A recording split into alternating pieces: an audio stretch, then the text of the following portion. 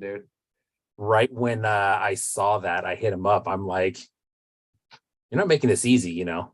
I must have missed it. So thank you everybody for joining in there. Vaughn Fake Name, what's going on, man? Who the fuck are we? We were actually just chatting about the fact that we actually had you on as one of our like artists we were showing one day. So it's neat to see you here, man. Or human of the human earth.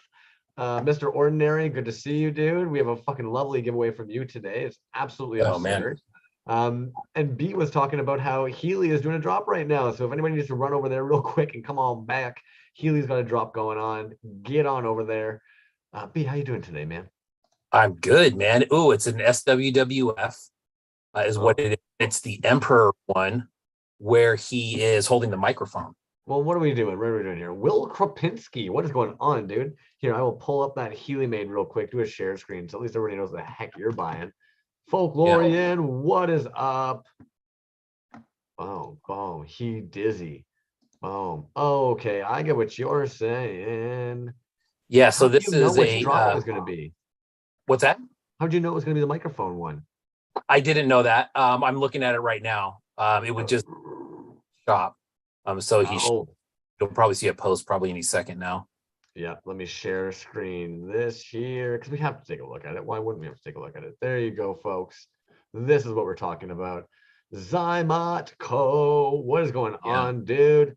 Man, okay. I've got some of your pieces that we're going to pull up a little bit later, probably in chat about them as well. But chime in. If I'm not mistaken, did you fill those big old bad boys with like straight glow powder? Because that was stupid. Pocket salsa, dude. Good grab on the freaking Michael Frenetic there today. That dude is a homie, Canadian buddy. What is up? Of course, man. I'm not going to try and say it again because now you've got me in my head. But Will, thanks for joining in, dude. If there's an IG handle that I can be saying for you because I'm a weirdo, please let me know. I'm going to stop sharing screen, but there's a little taste of the Healy made for you guys. Boom. Fletcher, what's happening? Ordinary Toys, what's up? Who the fuck are we? What's up? Vaughn Fake Name in the house. Vaughn Fake Name, got a package coming your way. Sit tight. Carolina Cole. Just so you guys, I'm so out of the loop sometimes. I see Vaughn Fake Name. Here I am, the one that's always telling you this Vaughn Fake Name, dude. He just freaking fills my juju cup. And then all of a sudden, Vaughn Fake Name tags us. He's got a big old box coming your way, apparently. So he won something. He won that other half of the Babadrock prize, I believe. And then there was something else that I had for him from Resin Blood, I believe. So yeah, a couple things. But you're right. I did see his post. He got the which I was way late on shipping, by the way. It was the worst ultimate figure, that pirate. That thing is sweet, dude. I don't collect those, but like if I had to go and get one right now, very good chance I'd choose that one. That thing was sick. That was a Super 7 grab from when we did that little Super 7 walk around a while ago. Porpoise, what's up, dog? Zimico in the house. Shed Quarters, great interview on Toys on Tap. If you didn't hear, I think we talked about that last time, but I got a chance to listen to the whole thing and it's great. Lots of Lego talk on there. Check that out. What's up with you, man? Not a whole heck of a lot, dude. I'm very excited for tonight's show. I am not absolutely exhausted whatsoever, so don't let that slide into your brain if you see anything slipping tonight. I'm stoked as all hell, man. I hope you don't mind. You might have even seen it in the Toys Alive chat there. Personally, me and Death and Strawberry thought it would be freaking hilarious to surprise you with Lab Monkey 9 just chilling on the couch here with me tonight.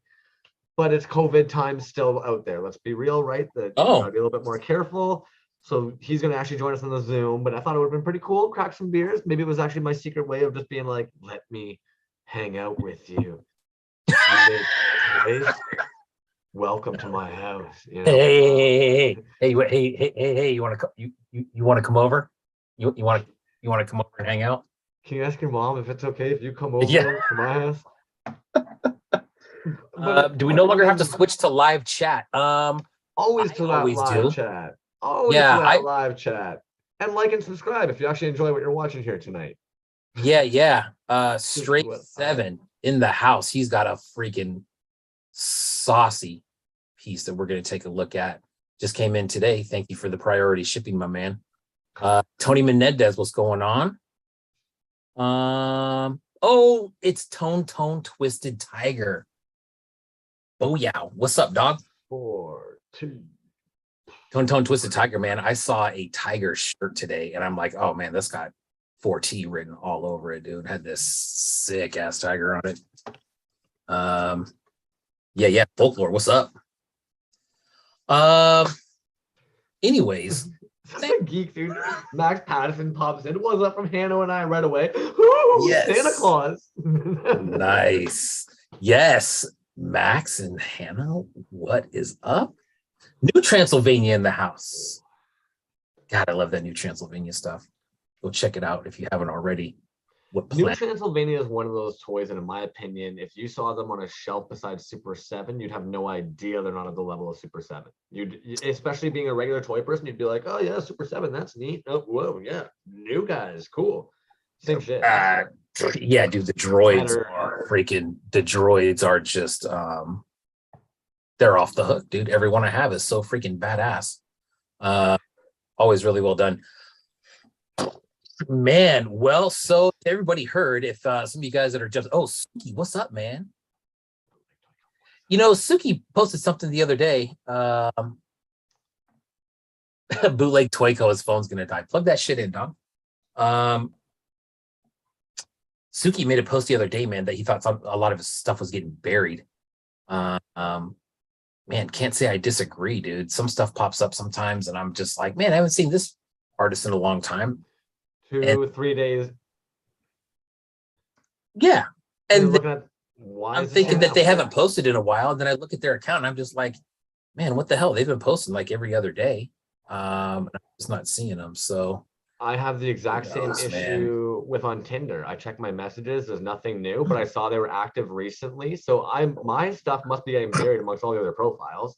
The fucking algorithm, man. The fucking algorithm. I'll get you every time. Every time. Yeah. Busy night though tonight, eh? You've got some fucking pieces you're gonna show off from Assembly Required. Dude, so we were just talking right before the show here. So we got the Assembly Required stuff, and then I got pieces from Lab 9 and pieces from Kageki right in front of me. And I'm just kind of looking all over it like, man, that's a yeah. So how you want to do this? Do you want to pull in Lab Monkey number 9 first? Do you want to show us a couple little goodies from Assembly Required, and then we'll pull in Lab Monkey number 9 and let's do that. Let's show a couple pieces from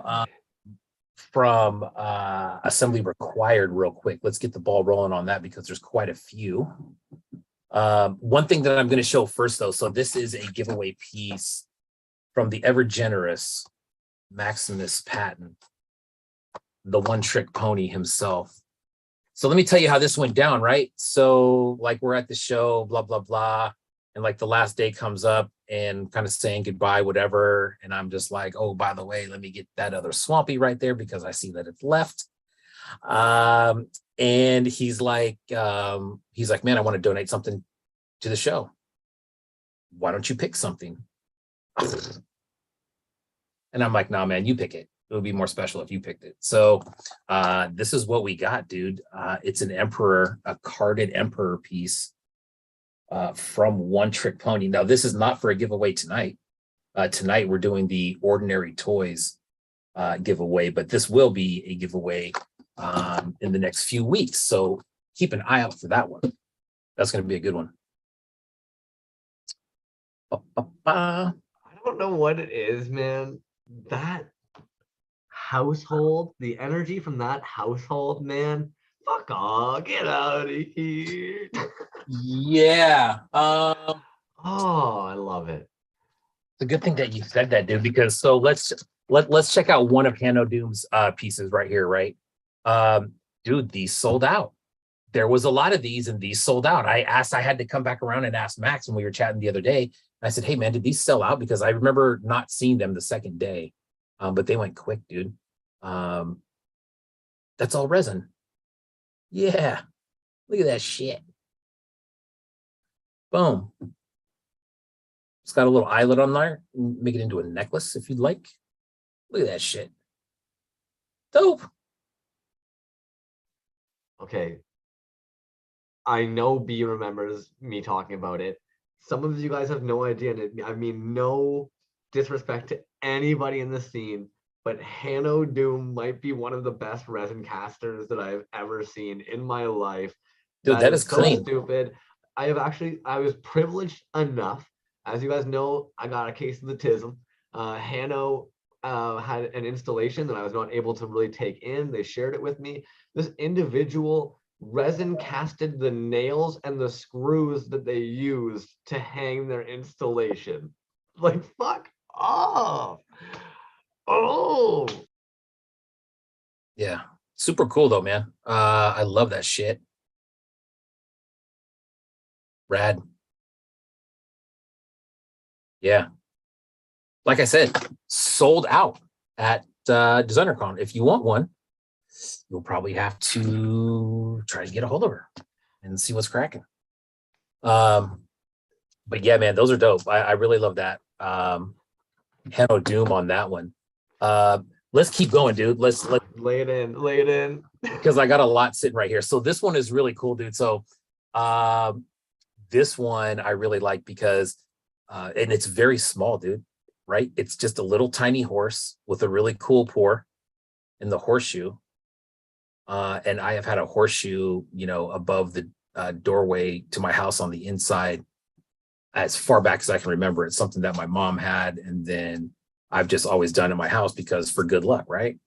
And I don't know where that came from. It's just a family thing that we always did. So I just kind of continued it. And so I saw that and I was like, bam, gotta have that. But besides that, dude, I mean, it is a really cool pour. It's like red and yellow. Sick. Nice little tiny carded piece. Bam. Johnny Marbs, what's up, dog? Bam. There we go. There's that. How about this one right here, dude? That's a one trick pony 3.75. And the pour on this leg, it's going to be hard to see. I'll put it on the other camera, but it's super glittery. So let's put it on the other camera right quick.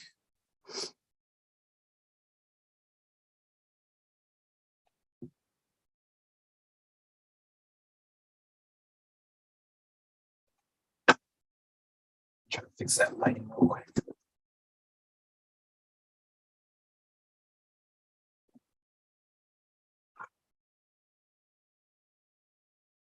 But yeah, dude, that was just a that was a loose 3.75, man.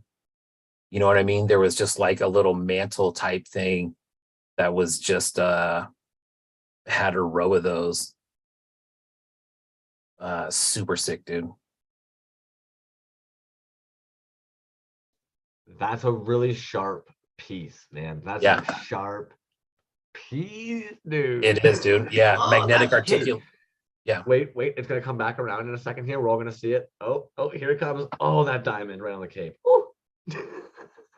Yeah.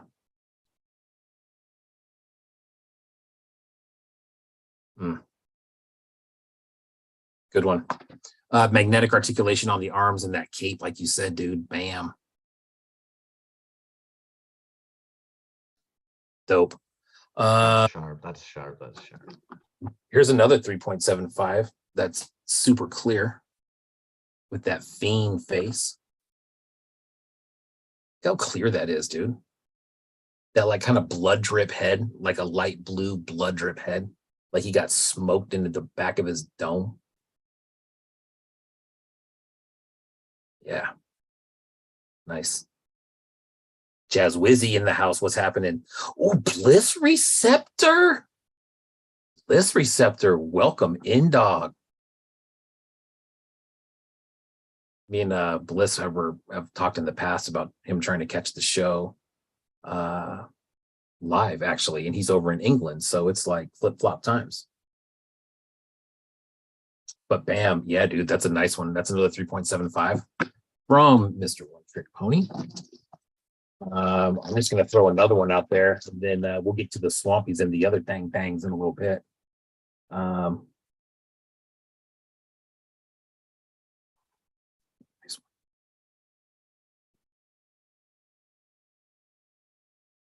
She. Yeah. That one, the cape, I'm gonna have to flatten out the cape, which he told me how to do. But dude, yowza. It's another fresh one.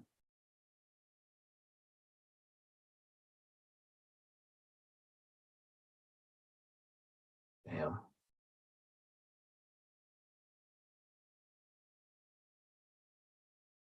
Look at that.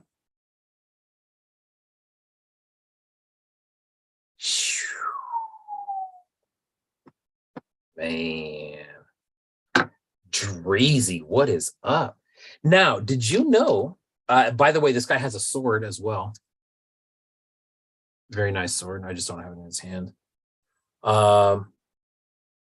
So that's some of the one trick 3.75s. There's a couple swampies and a couple other little goodies that we'll take a look at. And then there is another super sick carded piece from Hanno Doom that we will definitely be taking a look at. All tonight? You got swampies to show us tonight? Yes, I do. That's sick, dude. Yes, We're I bog do. bros tonight. Yes, I have two actually tonight. Okay, well, how many swamp things does this make for you from One Trick Pony now at this point? That would be 4.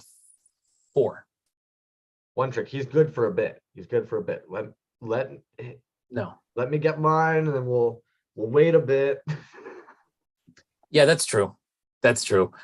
It was really hard to hold back that first day, though. You know what I mean? When you just walk in and it's like the beginning of the show, and it's just like, okay, which one do you want? But you know what's very cool, dude, is I've seen a lot of people posting swampies, and they're ones that they got from the show.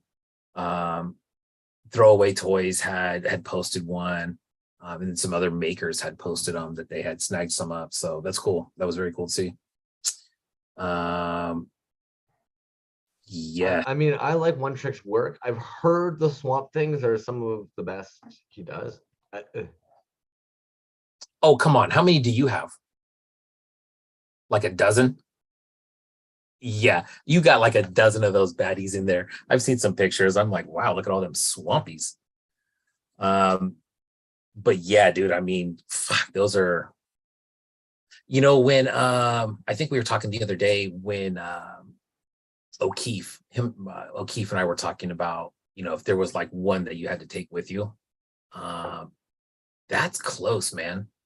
You know what I mean? Just because of how smooth it is, and there's always something crazy going on with the pour, and they're just really chunky, durable pieces. You know what I mean?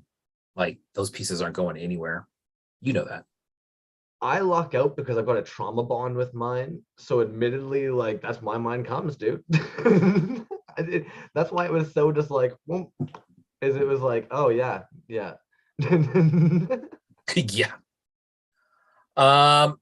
So anyways, man, so yeah, we got a lot of other cool stuff to look at. What would tons of cool shit, man? Hey, what about that box that you have? Are you gonna open the box? I am, but you know what? I want to make sure we get Loud Monkey number 9 in here real quick, because the homie I think is chilling in the waiting room here, and we all know how hot and sweaty it gets when you're chilling in the waiting room, if I'm not mistaken. I opened the Swampy Museum. Yeah, that Crumbs would be the large contributor to that.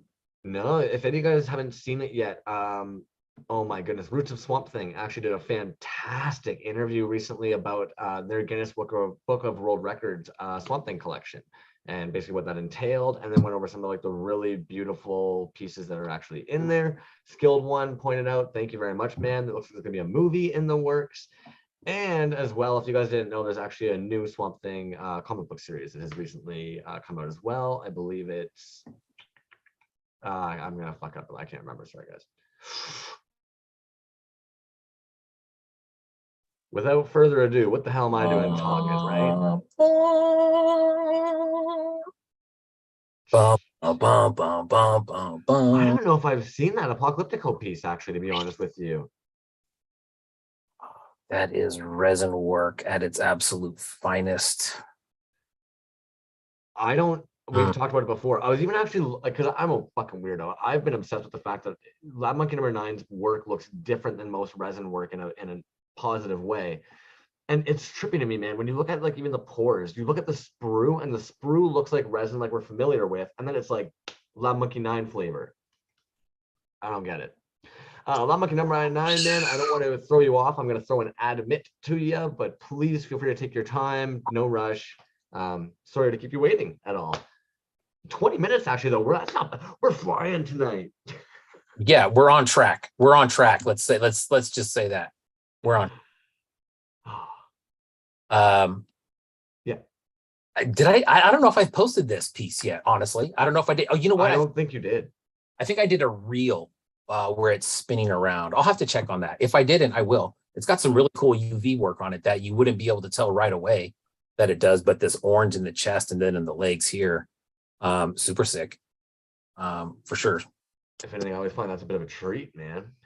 Yeah, it is, definitely. How many Lab Monkey number 9 pieces do you have at this point? And how many of them have that cod piece? That always comes up. I don't know. The cod piece, I'd say probably 3 pieces altogether. 10, maybe a dozen, something like, yeah. Another mask. Another mask. That's a good one. That is a good one, man. Lab Monkey number 9, how are you tonight, dude?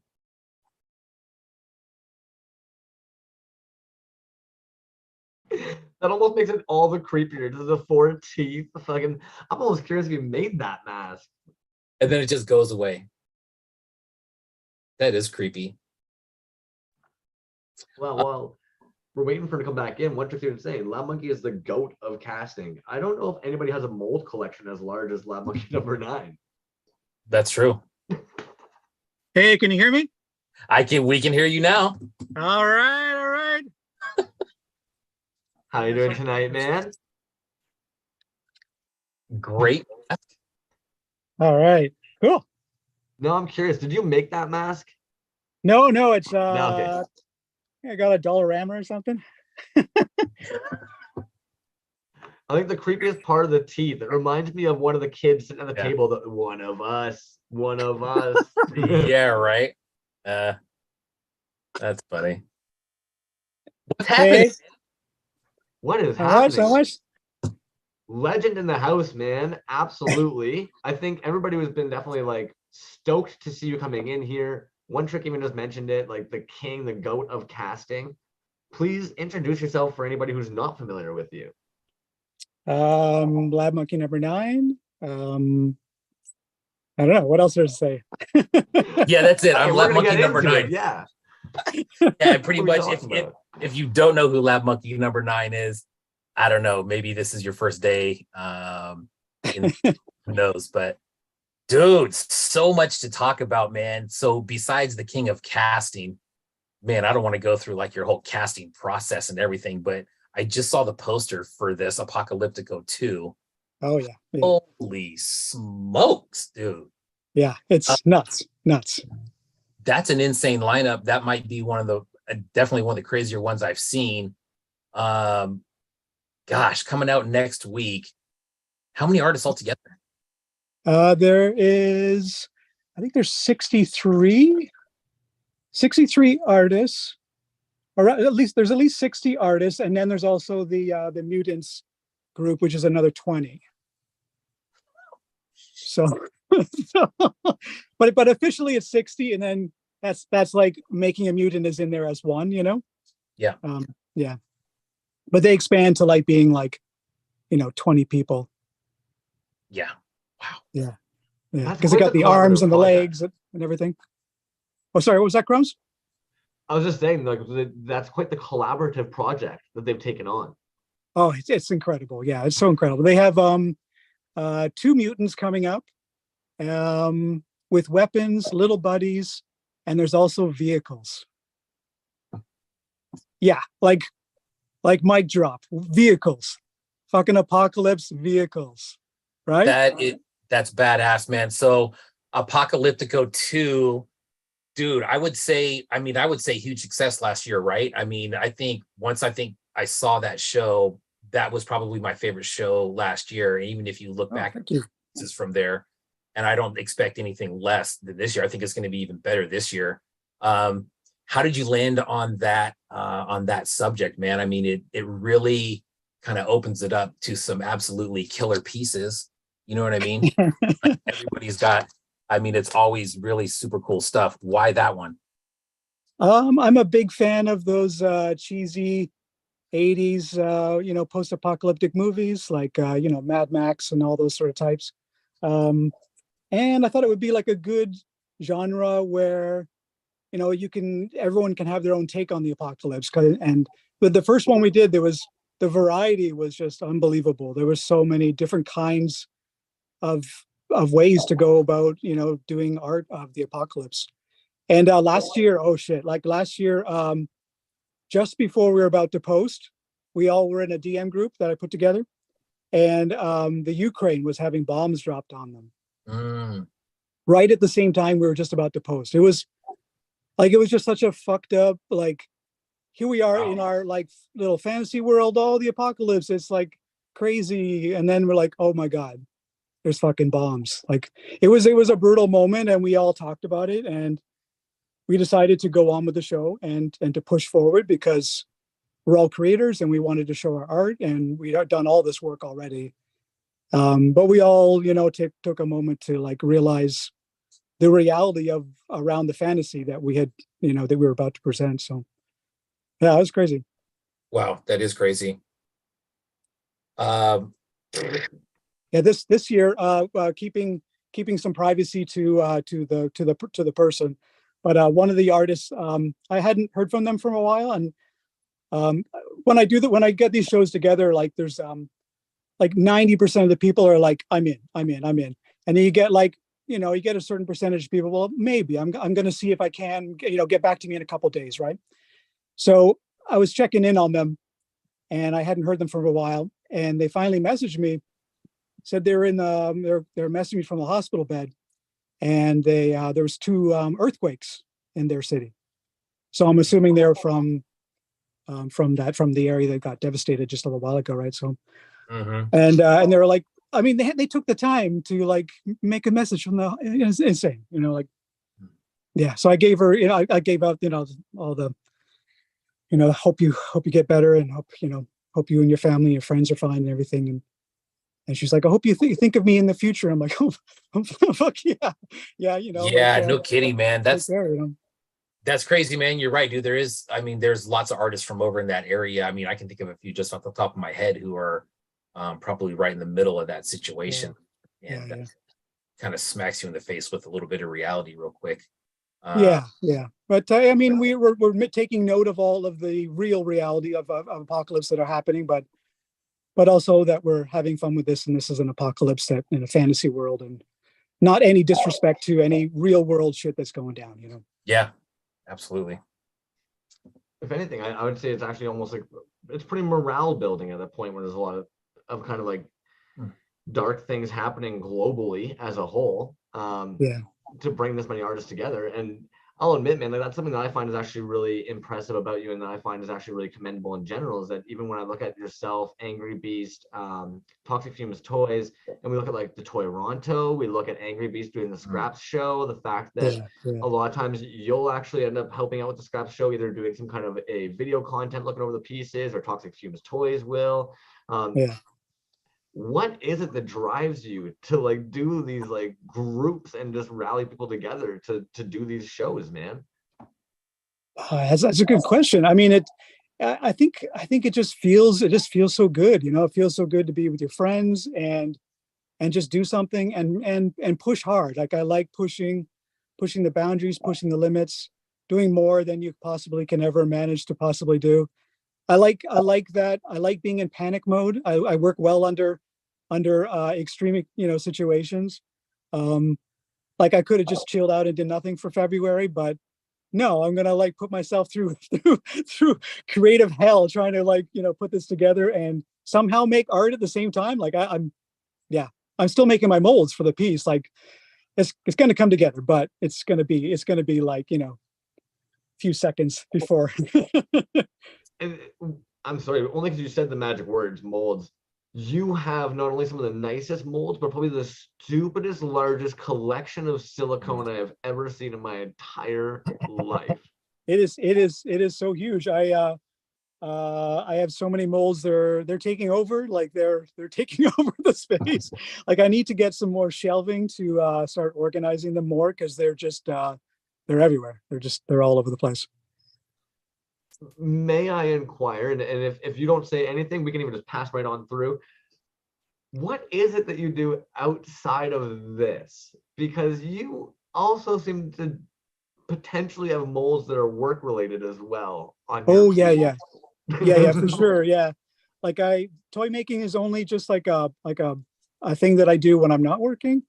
So that's why my toy releases are so sporadic, is because I don't have any work that's like all my work is freelance and contract work. Mm. So I'll get like, oh, like January I didn't have any work, and so I got lots and lots of toy work done, lots of prototype work. And then February, of course, the month that I want to have off, like this jobs are just nonstop. You know, can you do this? Can you do this? Can you do this? So I'm basically a mold maker as my day job. I work for this one toy company that's in the city. I do a lot of prototyping, and they'll send me like 3D printed parts. I'll clean them up and then make nice molds. And then they've got like, some kind of like rubber or special resin or something they want the things cast in. I also work for this company I was like in a warehouse here in the studio in this warehouse. On the fourth floor, there's this shoe company, Jitterbug Boy. They're really nice. They do a lot of superhero shoes. Do a lot of like a lot of movies that get shot in England. So I'll help out with like heels and soles and anything that needs to be cast for like the shoe parts as well. And a bunch of other variety of like customers that need molds making done, and Well, in so yeah. So Toronto, I thought maybe prop work, if I'm being honest, man. Oh yeah. I did 20 years of being a prop maker. I did that from that was this. Sorry, this is my new career. Like my new career is like cleaning up 3D prints and doing mold making and being a mold maker, because I wasn't a mold maker before, right? So what happened is the 3D printer was invented, and it killed prop making for me. That my 20-year career was like over. Like it was that was it. It was done. Wow. Yeah, it was, so I have a love-hate of 3D printed things. I've come to slowly, because of the resin scene and all the wonderful people that do 3D sculpting and 3D printing. I've slowly, I'm embracing it. Like I'm slowly gonna, I'm slowly at that point where I'm not like angry that I lost my career over it. But shit happens, and life moves on, and technology changes things drastically, right? But it's almost dope that, like, in a weird way, like you kind of end up having this other niche skill set that you're able to apply to a whole other field. Yeah, and that's why I was drawn to the toy community in the first place. Like way back, was that there was no 3D printing, and I had just lost everything because of that. And it all started working its way in. But I loved it because everything was so old school, silicone and objects, and so that's why I gravitated so quickly. Was because like, oh, 3D printing isn't here yet. Dude, I feel like this episode's gonna self-destruct after it ends, man. I feel like that was I have never heard any of those stories before, dude. I think, what's funny is I think just among collectors and other people in the community, people always speculate what you do in your free time, or not in your free time, in your non-toy making time. And it turns out you make molds. Dude. Yeah, I know, right? But before that is crazy. I had a pretty fun career making making hero props for many television shows and commercials and print ads and short films, stop motion, stuff like that. So that was a really fun 20-year span. Like that was really creative work that I got to be involved in. I'll be honest, man, with the way that a lot of things are going, like I wouldn't even be surprised if we ended up seeing like a resurgence of some of that stuff, right? Like it's crazy to me that some of the dudes in the toy scene even are constantly talking about doing stop motion with their work. And I'm like, do you know how much time that takes? Wonder Oh, Gauntlet has yeah. that one. It was like 8 years or something like that, and it's like, no crap. I think it's kind of like I compare 3D printing coming in similar to how CGI kind of came into the film industry. And how there was the 90s where everyone was like, oh my God, CGI is everything. And then eventually they're like, hey, wait a minute, maybe we should do some like practical effects mixed in with CGI. And they finally kind of came to like a good sort of balance. So I think that's where 3D printing is kind of like now, like where a lot of people they'll do the 3D printing, but they'll also do mold making as well. Like they're doing the best of both worlds, you know?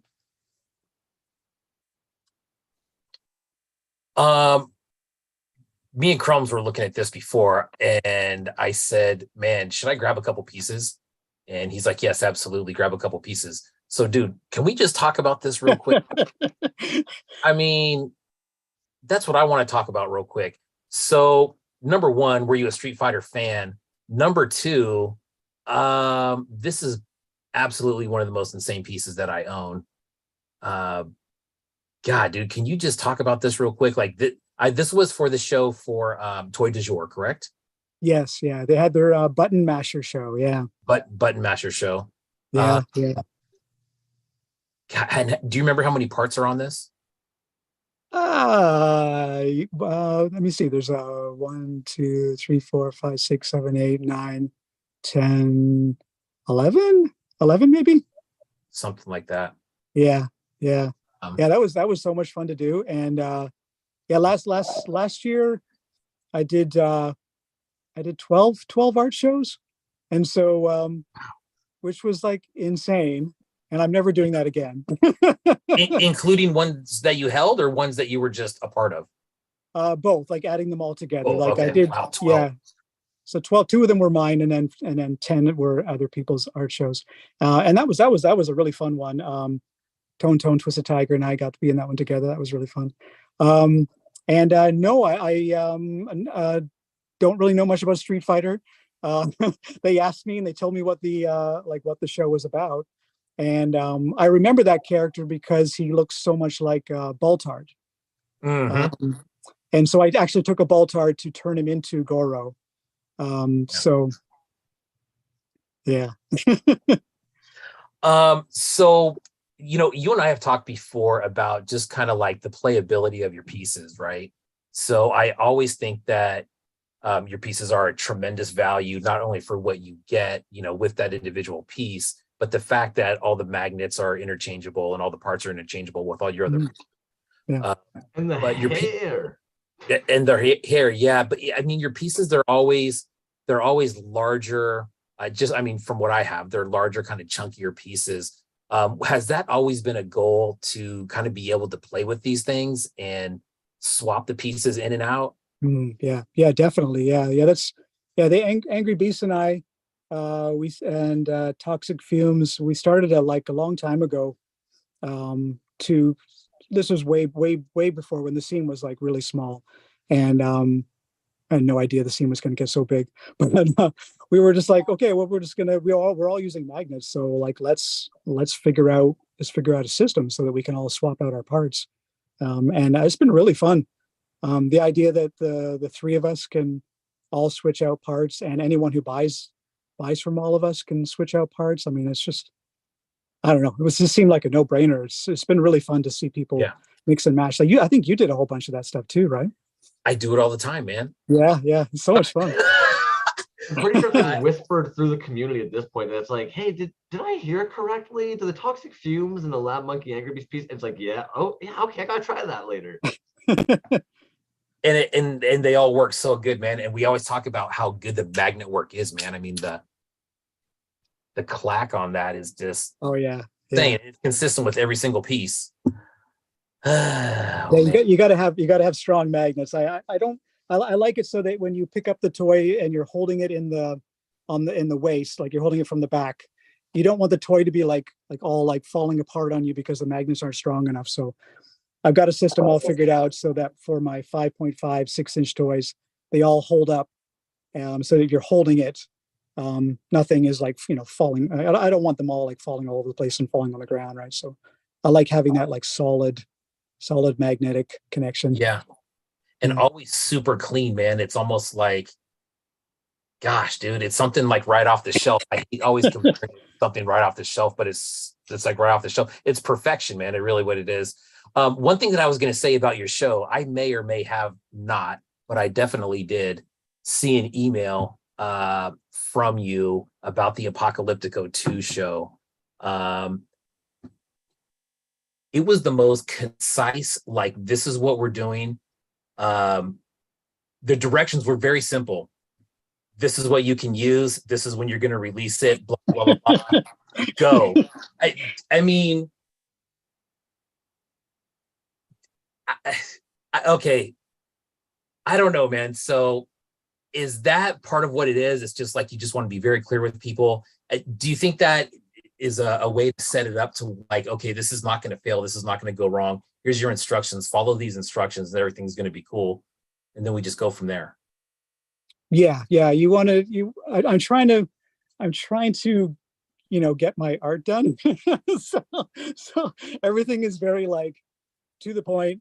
You don't want to have too much, because I mean, people don't really want to read emails, so you want everything to be right to the point, and just like information, and it's all there. I make them as skinny as I can. And I also follow up, almost every time I follow up with a DM to every single artist to say that there's an email that should go to them, because sometimes emails don't go to people, right? So then you got to like scramble and do some more emailing, and it's a lot of work to put it all together, to pull all the artists together. And as always, a really interesting time, like about 2 weeks before the show, when you show the teaser posters, not everyone, but there's certain people that start getting squirrely, and they start sending you those messages like, oh fuck it, I don't know, man, I don't know if I can do this, I don't know, I'm running out of time. And you're like, you're doing like for like a week, you're just like, you can do it, man. It's okay. Like, you don't need to pick your kids up from school. Come on, you can do this. Some more important things to do.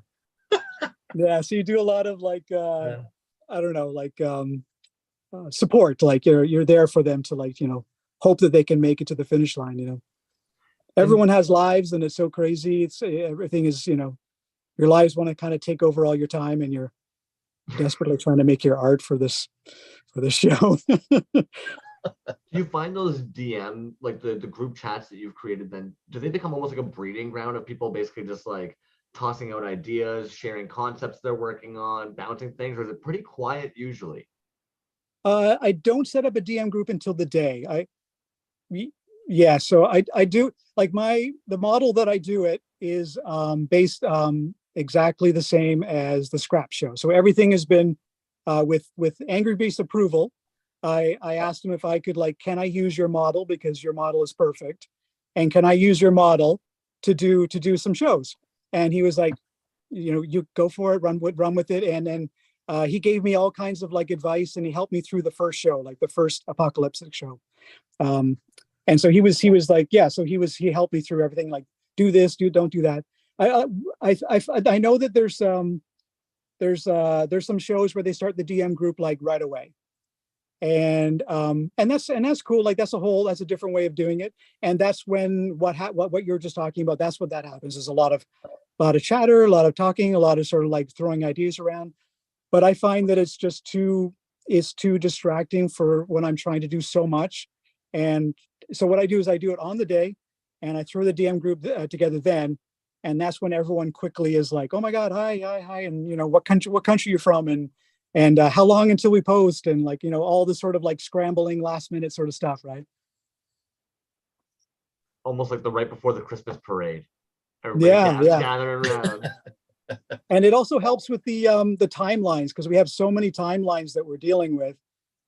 So it helps everyone sort of gel together and we do the countdown to posting. So we'll be like 2 hours, 1 hour, 10 minutes, 5 minutes, go, sort of thing. So yeah, it's really fun. Like the people in England, I think it's like midnight or 1 over there. And then the people in Australia, I think it's like 5 a.m. when they're posting, like on Friday, like the next day. Right. Which is crazy. Like kudos to them for pulling through to be able to do this. Like, it's amazing. There's people in France. There's people in there's one artist in the Philippines. Like almost all of Toyrano is in there. Tons of people from the States. Lots of people from Spain, Europe. And there's Resin Gem. He's down south, right? Yeah, there's it's like all over the place. I think the only place we don't like the main area is like Asia. I don't think we have any I guess there's not a lot of resin over there. It's more vinyl, right? So it's because it's mostly a resin show, but there are like there are some like illustrators and people in there as well. I like to mix it up a bit.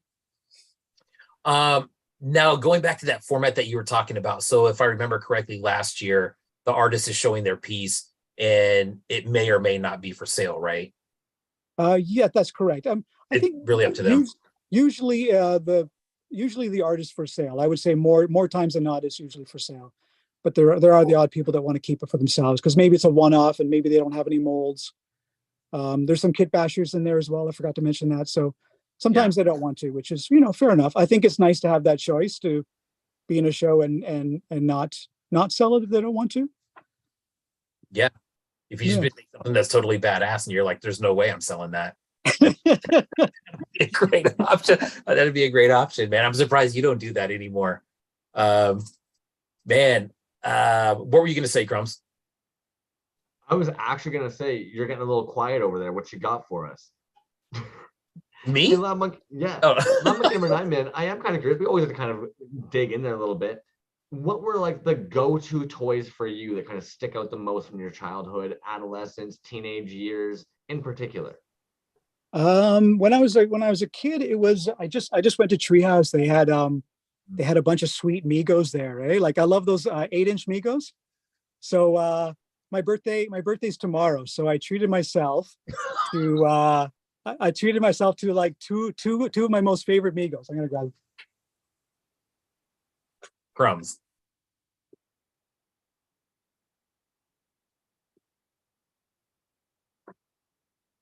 Oh man, those are awesome. the Lizard and Spider-Man, obviously. They're in great condition, man. They're clean. Yeah, they're pretty good. Usually the snaps are all blown open, but that's pretty good. And his jacket, like his lab coat, looks like he's been in an explosion. Like he had a big like lab explosion, but it's not too bad. It's a little bit really beat up. It's not too bad. And he's got his tail. Sometimes the tail's missing. Mm-hmm. That's awesome. Yeah. So to answer your question, Crumbs, Migos were my favorite toys as a kid. I think that's probably like that's not the most common toy that we often hear. I feel as though it's a very like niche. You either love them or you hate them. Was there like a reason, or did one land in your life that kind of made them important, or you just love them? I think it was probably my first Spider-Man that I got. That's not like my original one has a broken leg because I used to put on like a parachute and throw him up in the tree and do all kinds of like. We grew up with a forest out back. I had such a wonderful childhood. We had so much fun. Like there was a creek back there and this huge forest. And we would just like take off for like forever until it was supper time, right? This is like the 70s, right? So that's another thing. Like Migos were big in the 70s, and I was watching the Spider-Man cartoon, and my parents probably figured out that I was pretty much a Spider-Man geek. So I probably got my first Migo as a present. Yeah, and then I started getting Spider-Man comic books given to me, like probably from aunts and uncles and stuff. It just kind of started from there. Yeah. And then I've been actually kind of dying to know, B, you got your mouth open though. Lay it on us, dude.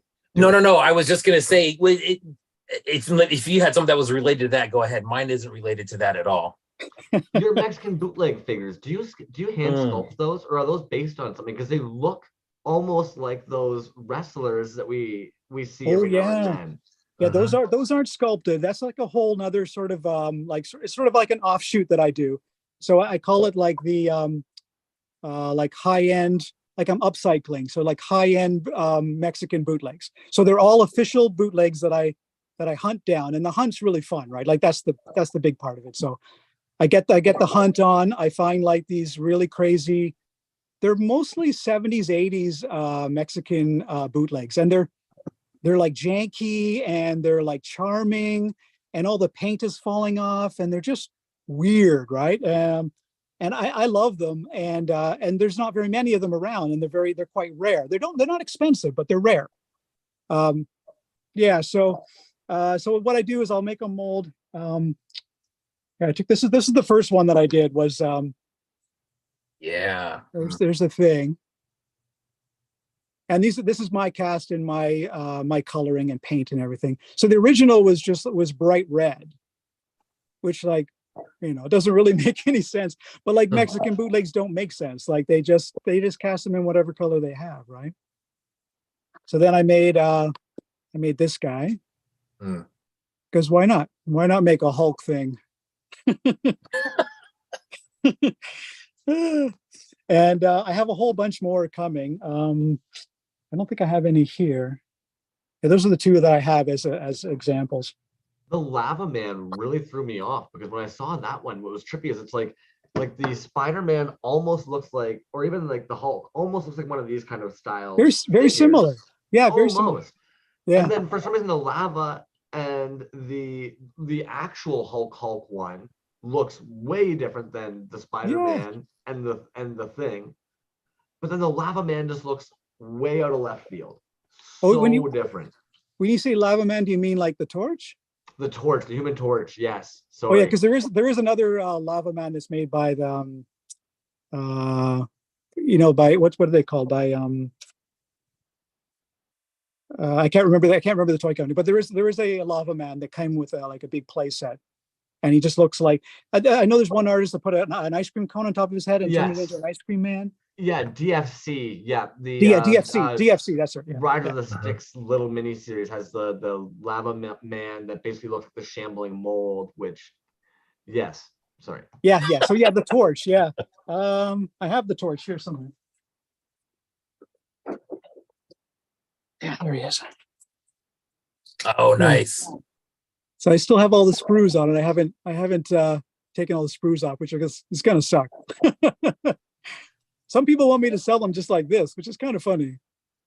That is cool. Yeah. I have the Mr. Fantastic. That was pretty crazy. See, it's funny that you mentioned people wanting to sell with the sprues, because for some of us, like, that stuff's mystical. Ooh. Look at that guy. That's awesome. He's crazy. I have another one where his hand is like a baseball glove, and it's basically just like a bootleg of a baseball figure, and they made him into Mr. Fantastic. Like they just turn anything into anything because they can. I mean, it's just why not? And the amazing thing about Mexican bootlegs is like they're companies that make these. This is not like artists. Like there's a whole bunch of CEOs that said, "Yep, that's a good idea." Yeah, it's good to go. Yeah, fire it Someone out. saw that arm like this and was like, "Yes, absolutely, do that." Can you make 1,000 of them in a day? Sure, bang them out. Yeah. Do you want to see some stuff? Yes. Do you want to see some like weird stuff from when I was really, really early on starting out? Always. Yeah, and some of your early stuff is wild, man. And when was that? See that guy? That's awesome. This is when at the beginning when I didn't want to do any mold making. So this is a little pet shop head, and then just random figure, and then Barbie arms that I turned in, like put some bones in, and then my friend Steve Manelli made this sticker, his blood splatter, carnivorous critters. And what year was that? That would have been 2014. 2014. And so that's about when you started casting resin, 2014?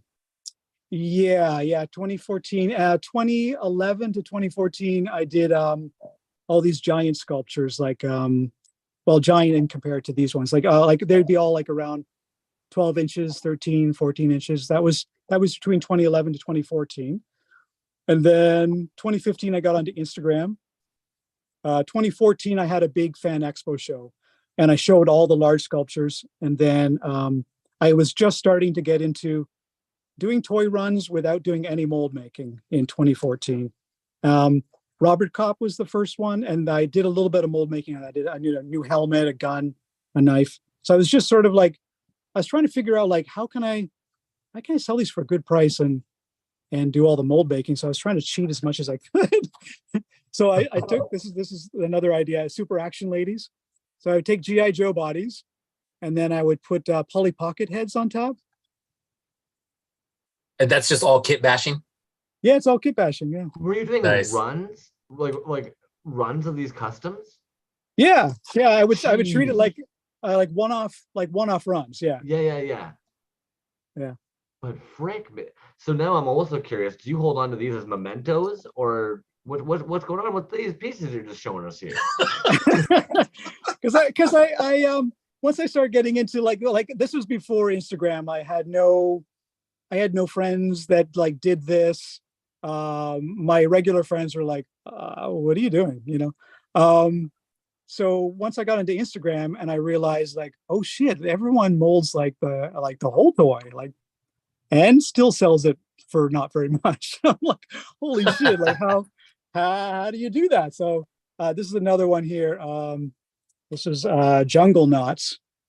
And this is all kit bashed as well. I made about 20 of these, I think. So I took like astronauts, animals, and like I think this is like from a fireman. So like everything is just all cut and glued and painted, no mold making. Jesus, man, those are seamless. Yeah, I would do runs of like 20 of like all these sort of like kit bashing things as if I was testing out the waters to see what, you know, doing a run of something would be like without mold making. And before I did that, from the year 2000 to the year 2011, I was just kit bashing. And so my wife at the time, my ex-wife now, she was the photographer, and I would do all the kit bashing.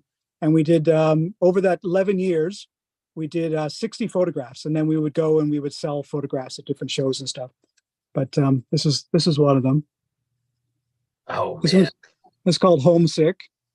So I sculpted the banana, and then the head's like a head swap, and then I added the chest controls on there just to sort of like make it look a little different. There's another sort of similar. It was like if baby Jesus was a little hot dog in his warm little bun. He's in the manger. And the reason why I came up with the hot dog is like, look at those lambs, those sheep, they're starving, like they're fucking dying, right? And they can smell like the hot dog water, and they're like, whoa, oh my god, the fucking Jesus hot dog, I gotta get him.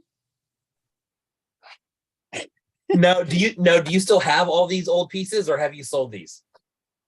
So because we split, and it was a collab, so she owns all the negatives. I own all the prints that we actually made, because we did everything in bulk, right? So I have a bunch of these kicking around. What about the actual pieces? Do you still have those? I do, except for that monkey I sold to a Canadian astronaut. What's his name? Steve McLean, I think his name was. Oh, wow. Yeah. So there's this. His wife would go around to the. There's a big show at Nathan Phillips Square that I was at, and his wife always goes around looking for space art for her astronaut husband, because he like has everything, and she would go and find these like weird space art pieces for his birthday. So she was determined. She wanted the photograph, and she's like, I want the sculpture too. And I'm like, I'm not selling the sculpture. And she's like, well, I'm going to the bank machine, and I'm coming back with $400. And I'm like, okay. You're like, you know, that's Selling funny. that That's eight. exactly how much this thing costs, as a matter of fact. Yeah. I think I sold it for like $350, and then plus she got the frame as well, like the photo and the sculpture, so they could put it together. The photo was like 20, or I can't remember what we were selling it for, somewhere maybe 25 or 30, something around there. So, you know, was a nice chunk of money, and I was like, I think I'm just going to make another one. Yeah, no kidding. So Yeah. I had seen a post that you did a little while back, and it was all, man, I want to say it was all non-resin toy stuff. There might have been some resin in there, but it was definitely older pieces like that. Right, right. Do you remember that post that you did? There, you must have had probably at least 10 pictures in there with probably just different art projects. Yeah, that's when I did the Toys on Tap interview. Okay. I was just like blasting out like all these pictures that I could find from the past, because I was like, why not throw all this stuff out? Yeah, gotcha. Yeah. Prop making, man, that makes sense now. Yeah, some of it could have been prop making. I was also like Yeah. I was also like a gallery artist that I would show all kinds of things throughout the years. Like after I got out of college, did all kinds of different gallery shows. So there's whole variety of things. I used to back in college, I used to like grow my mohawks and then get a buddy to cover them in 5-minute epoxy. So, and then I would wear my mohawk up for like a week, and then I would get a friend to like cut it off, and then I would work my mohawks into the sculptures that I was working on. So I was working with metal, leather, rubber, bone, my hair, and like vintage toys. Sort of like a weird collaboration of all those things. Yeah. That's wild. That's quite the combination. Yeah. That's awesome. Hey, man, Here's a really old one. This is Bitter the Injector. Oh man, that is sick. Now, I'll admit, a couple of us were actually looking at this piece the one day, eyeballing the heck out of it. Is that a custom, or is that molded and casted? Yeah, the head is from a dollar toy robot, I think. This was all kit bashed. It's got like a little backpack. I don't know what this is from, something I found. And then this whole body. Oh, I think I sculpted his pants on, his swimming trunks. And then the body is from a dollar store alien. What the heck? And all of this is not paint. This is all resin, all the eyeballs. That's what we were actually debating when we were looking at it, because a couple of us were looking at it being like, did he drop all the little black dots and like, oh my goodness, man. Yeah, I did. Because I'm fucking crazy. Yeah, back in the early days, I used to do a lot of that sort of stuff where you put resin in, you wait, you put resin in, you wait, you put resin in, you wait. And it became sort of like my thing and my look. And then I realized this is taking a really long time. How long can I keep doing this for? And then a bunch of people started like doing the same thing. And I was like, okay, you guys run with this. I'm going to go do something else. Go ahead, Crumbs. What I was gonna say, man, was so after putting together like a couple of these shows, F is for Frankenstein show, I think was a huge success. The Apocalypse. That was fun, yeah. Yeah, that was awesome, man. And I don't know if it's you that keeps on reposting those, like as the week. Oh yeah, that's me. Yeah, dude, no, that's a great idea, because there's pieces in there that I had kind of forgot about. But man, there was some killer work in that show. Yeah, and the variety was really. I was actually worried that if you had a show about one single character, because it was much tighter show concept than the Apocalyptico, right? And I was really worried that we're just going to get like a zillion of the same Frankensteins and just be like, oh my god, this is a terrible idea. But the diversity was incredible, like so incredible. It was, man. It was really good. And there was a good number of artists in that show. There's a really good number of artists in this next show coming up. Just from where and from once you started off in 2014, how encouraging is it to you to see these shows kind of get bigger and better? And like you said, man, the scene has kind of exploded within the last couple of years. Yeah. I mean, what does it mean to you to see that kind of happen, especially, in events that you're holding and people to be so receptive to what you're doing and then kind of what to each other's doing?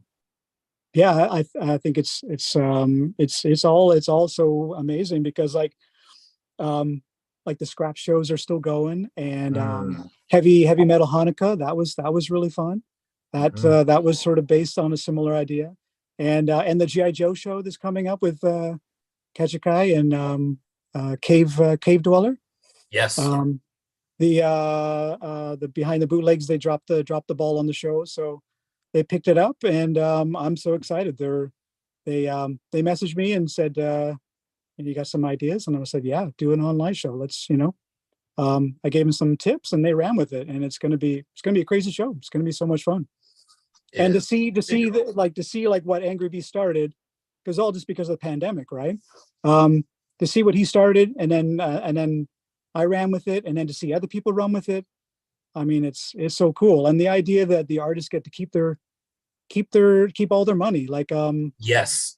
I like 100%. that. Like that is Absolutely. so cool. Absolutely. Nobody should be getting any money except for the artist, man.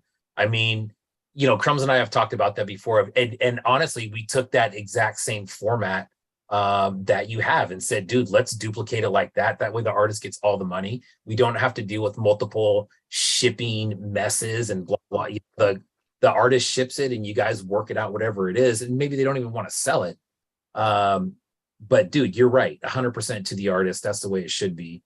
Yeah. Um, Because after I did those, like I've done a lot of art shows over the years, but like last year it was a lot. Like 12 was way too many, and I have to learn to say no. No is hard to say. Like I don't like to say no, and I like the challenge, and I love being in art shows, and I love being in with all these other artists as well. But yeah, I took all the things that I didn't like about the year, and like I realized I want to do shows differently. I want to have opportunities for other people, and like I wouldn't like these shows, like because they're worldwide. I mean, the shipping would be a nightmare if I was to try and make this in a brick and mortar store, and then you've got like in Toronto, the rents are ridiculous. Like every gallery I've shown in Toronto has closed. Like yeah. they can't last. Like they just everything's just so expensive. And the idea that we could do shows of this magnitude with no money, like no money, just internet Right. and some time, like that's Right. kind of crazy. Right. And you're right, man. And for the exposure that I think all the artists get out of it, and Yeah. it goes worldwide, man. I mean, arguably a lot more exposure than you would get at a gallery. And you're right, man. I think it's the same out here, at least in California, where there's a lot of stuff that's closed up and just never really came back. Sometimes they might Yeah. pop up and do a little show here and there, but it's kind of unfortunate, man. So I'm glad that there is a spot like Instagram where you can have, I mean, gosh, dude, between those last, let's say Scraps, Apocalyptico, and F is for Frankenstein, I mean, you're talking about probably over 150 artists combined for just those three shows alone, man, from, like you said, all over. Every country is represented, Yeah. which is amazing. Yeah. I'm sorry, you got a piece in your hand that I absolutely love. I've gotta let you show it off there, please. You talking to me or B to the J? Yourself, so Oh man. This is number 2 of like my Heart Toy series. And it's all UV reactive as well. Like it looks really nice under UV. it's so easy to miss the head. It's fucking amazing, Yeah. man. Yeah. You can see there's his face. And what year was that? Let me see. I wrote some notes so I could kind of figure out some stuff. I think Mm. you should make more of those. That was 2017. So I think 2016 was when I was really getting into resin. Like resin, everything was resin 2016 on. And like 2014, 2015, that was like the switching over from big toys to small toys, going from do I really have to mold everything? Like, oh my God. Going into that sort of stage. So yeah, 2016 Yeah, 2016 was the first Heart Toy, which I don't have here. Made a ton of those. And then Heart Toy 2, and then there was a 3, and then there was a 4 as well. They were all quite different from each other. Monster Forge, what's up? Monster Forge says, is that a Pulsar head? It is Pulsar, yeah. Damn, winner. You can see there's like there's some little holes in the back, which is in the original head. There's like little holes are there. That's an impressive freaking pull, man. Somebody Thanks. else agreed that you need to make more. That's 2. I honestly think that's one of those kind of pieces that it's almost like it's ahead of its time. Like I would imagine when everybody originally was maybe putting out like 3.75s, that maybe wasn't something that the toy scene was really ready for, the indie resin scene even, but fuck, those things are right on point now, in my opinion. Thanks. Yeah, they did really well back in the day. And I also did like alien versions of them. So there's like some like purple and yellow and like green and orange and all kinds of like crazy colors. Did that for like a Mothership show. I don't think Mothership does shows. I don't know if they do shows anymore. Not that I've seen, unfortunately. Not Yeah. At least in the last year. At Yeah. least. Yeah, I used to do a bunch of shows Mothership down there. Coward. Trashbury was running the shows, and we were old friends. So Oh shoot! I haven't even actually seen Trashberry put out anything in a little while. Actually, now that you drop it. yeah, I don't think he's there anymore. I think he might have moved back to where he was from or something. But yeah, I miss him. He was such a nice guy. But yeah, a whole bunch of show. He had a whole show dedicated to Canadian artists. Like all of Toyrano had a show down in Mothership. It came from Canada. That was a while ago. Here Brontosaurus Rex wants one. That's 3. You're getting orders faster than I can make them. Sold. There you go, Crumbs. Oh, The toy that got away, Crumbs. dang. So admittedly, that marks basically like me coming into the toy scene was you dropping the droids, man. That would have been probably like right when I would have gotten into indie toys. Yeah, those guys are like, they stand out hard.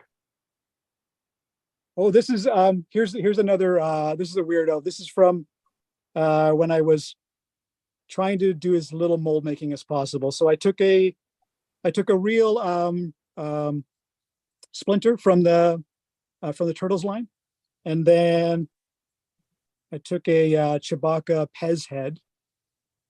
So this is Ratatouille. So this is all like real toy, like from here down. Did you say Ratatouille? Ratatouille, yeah. Ridiculous. Yeah, that's good. Yeah, so that was the Pez head, and then I just like sculpted all this extra fur to come down, and so this is molded and painted and then glued onto. I would just like rip off the heads of Splinter and stick that on. And this little bag I think is from an actual Chewy. I think like I molded it in rubber, cast it in rubber. But yeah, I would go everywhere finding Splinter bodies, and they would be really cheap because they're missing his like his purple cape and missing all the weapons and stuff. And I didn't even care if I had a head.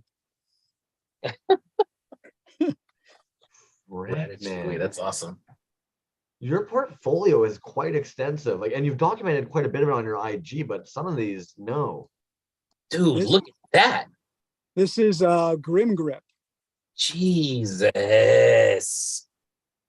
So he gets you by the balls. He's like, "Yeah, I'm gonna fucking fuck you up, buddy." Oh, dude, how great is that, dude? You know what, man? That's hand in hand with Mummy Manager, right? Like they look good next to each other. Yeah. Yeah.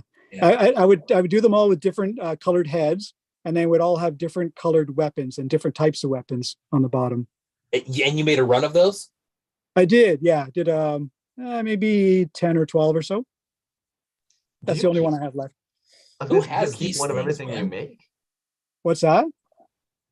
Do you keep one of everything you make? I try to. I'm going to spend some of this year making the toys that I don't have, and also doing at the same time doing runs, like making extras so that I can sell some from the past, and also in the idea that I'm going to keep one for myself. I do have some holes, like I am missing some stuff. Like I don't have a damn Goro. Fuck. That thing is so much bigger than I ever imagined. Holy shit. Pretty big, yeah. So this was a collab that I did with Angry Beast.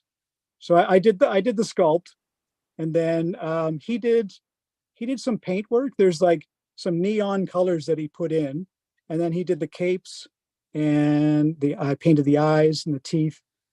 And then we made these little souls that came with a little bag. This is like a soul collector, and so we made these little soul creatures to go with it.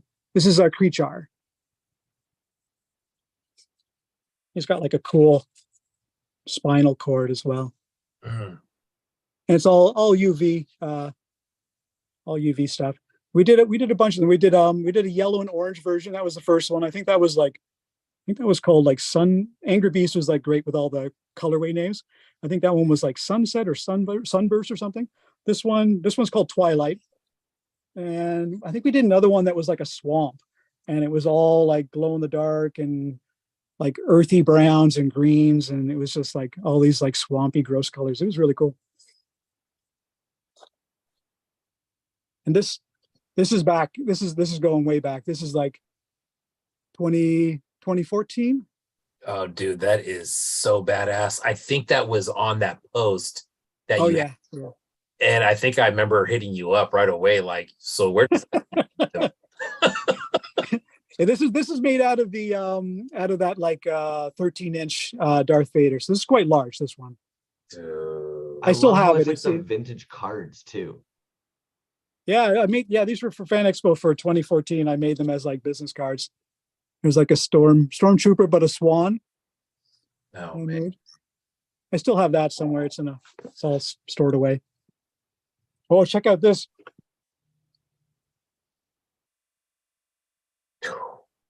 This is from the War Darth.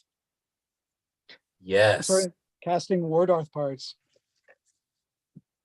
What? Oh man. Now, was that for the was that part of the charity auction, right? That was done for Ukraine? No, those are the Vaders. This is Warduke.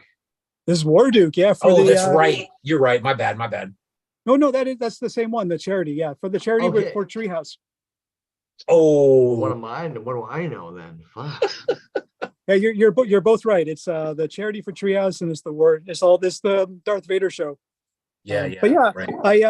I made I think it was like, I don't know, 11 or 12 parts or something, 11 parts. And I was running out of time, and I didn't have any money.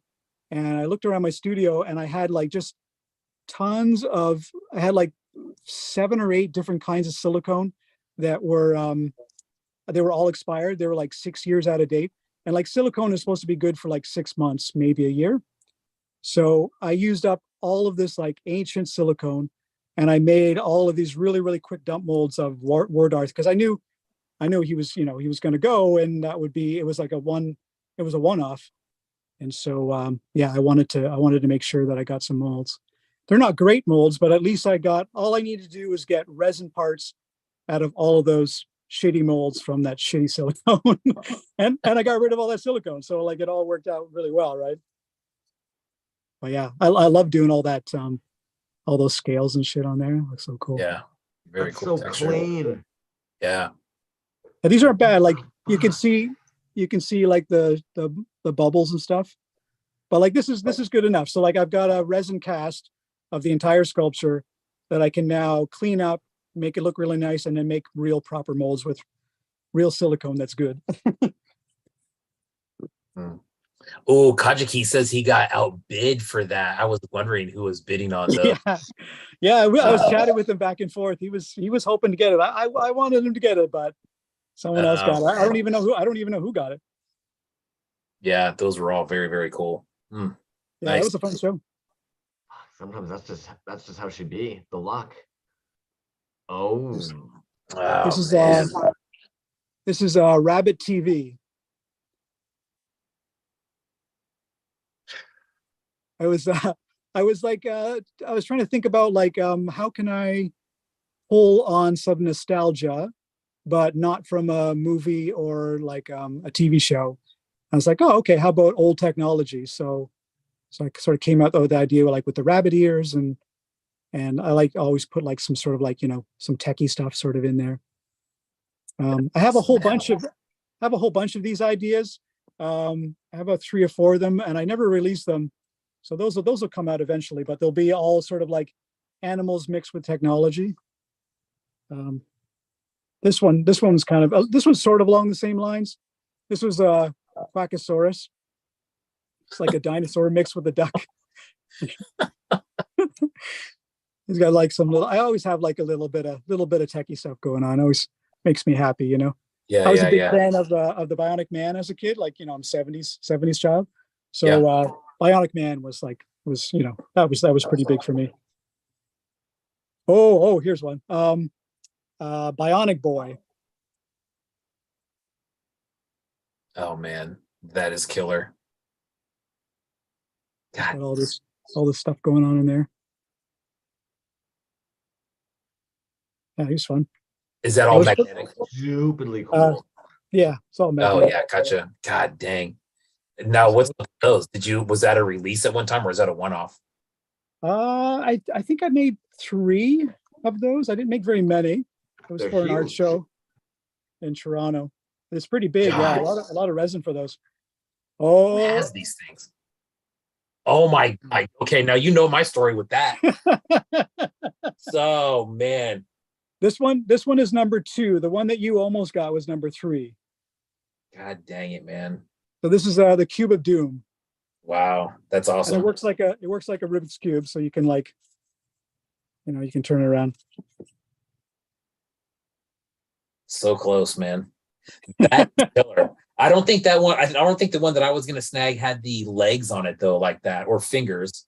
Right. Yours had that just- big antler off the top. Yeah. Yeah. Right. That one was one of one. I Well, can't that's- believe that it actually turns and Yes. it's like- Yeah, I take the Rubik's cubes and I make them bald, and then I just add all the resin parts on. Oh my goodness, dude. Those are cool as hell, dude. Thanks. Um, Here's my this is my Bart cow. That's awesome too. Dang. Is that something that you casted? So this is this part, and this part is casted, and then these are from Yeah. the dollar store. But what a beautiful, like, it's seamless, man. Like where you attach that head and Right. bow on. Dude, and Yeah. that head is so clean, dude. It's so clean. Damn. The funny thing is, I went to so many dollar stores because it came with a farm set, so I ended up with like so many horses and pigs and goats, and then the cows, the legs. A lot of time the legs were all bent and fucked up, so that the cows couldn't even stand up. So I'd be like digging like a madman through the dollar store, like, okay, come on, have good legs, you know, digging through, trying to find the right cows. Ridiculous. That's funny. Wow. Oh yeah, and then you know this one. Oh man. You know what? So now that must have been like probably right around, what do you say, 2020? Let me see. 20. It was 2020 and 2021. I did it over the course of 2 years. Yeah. That's one of the very first things that I saw from you. And I think you had, I want to say on your website, you had a pre-order for it. I did. Yeah.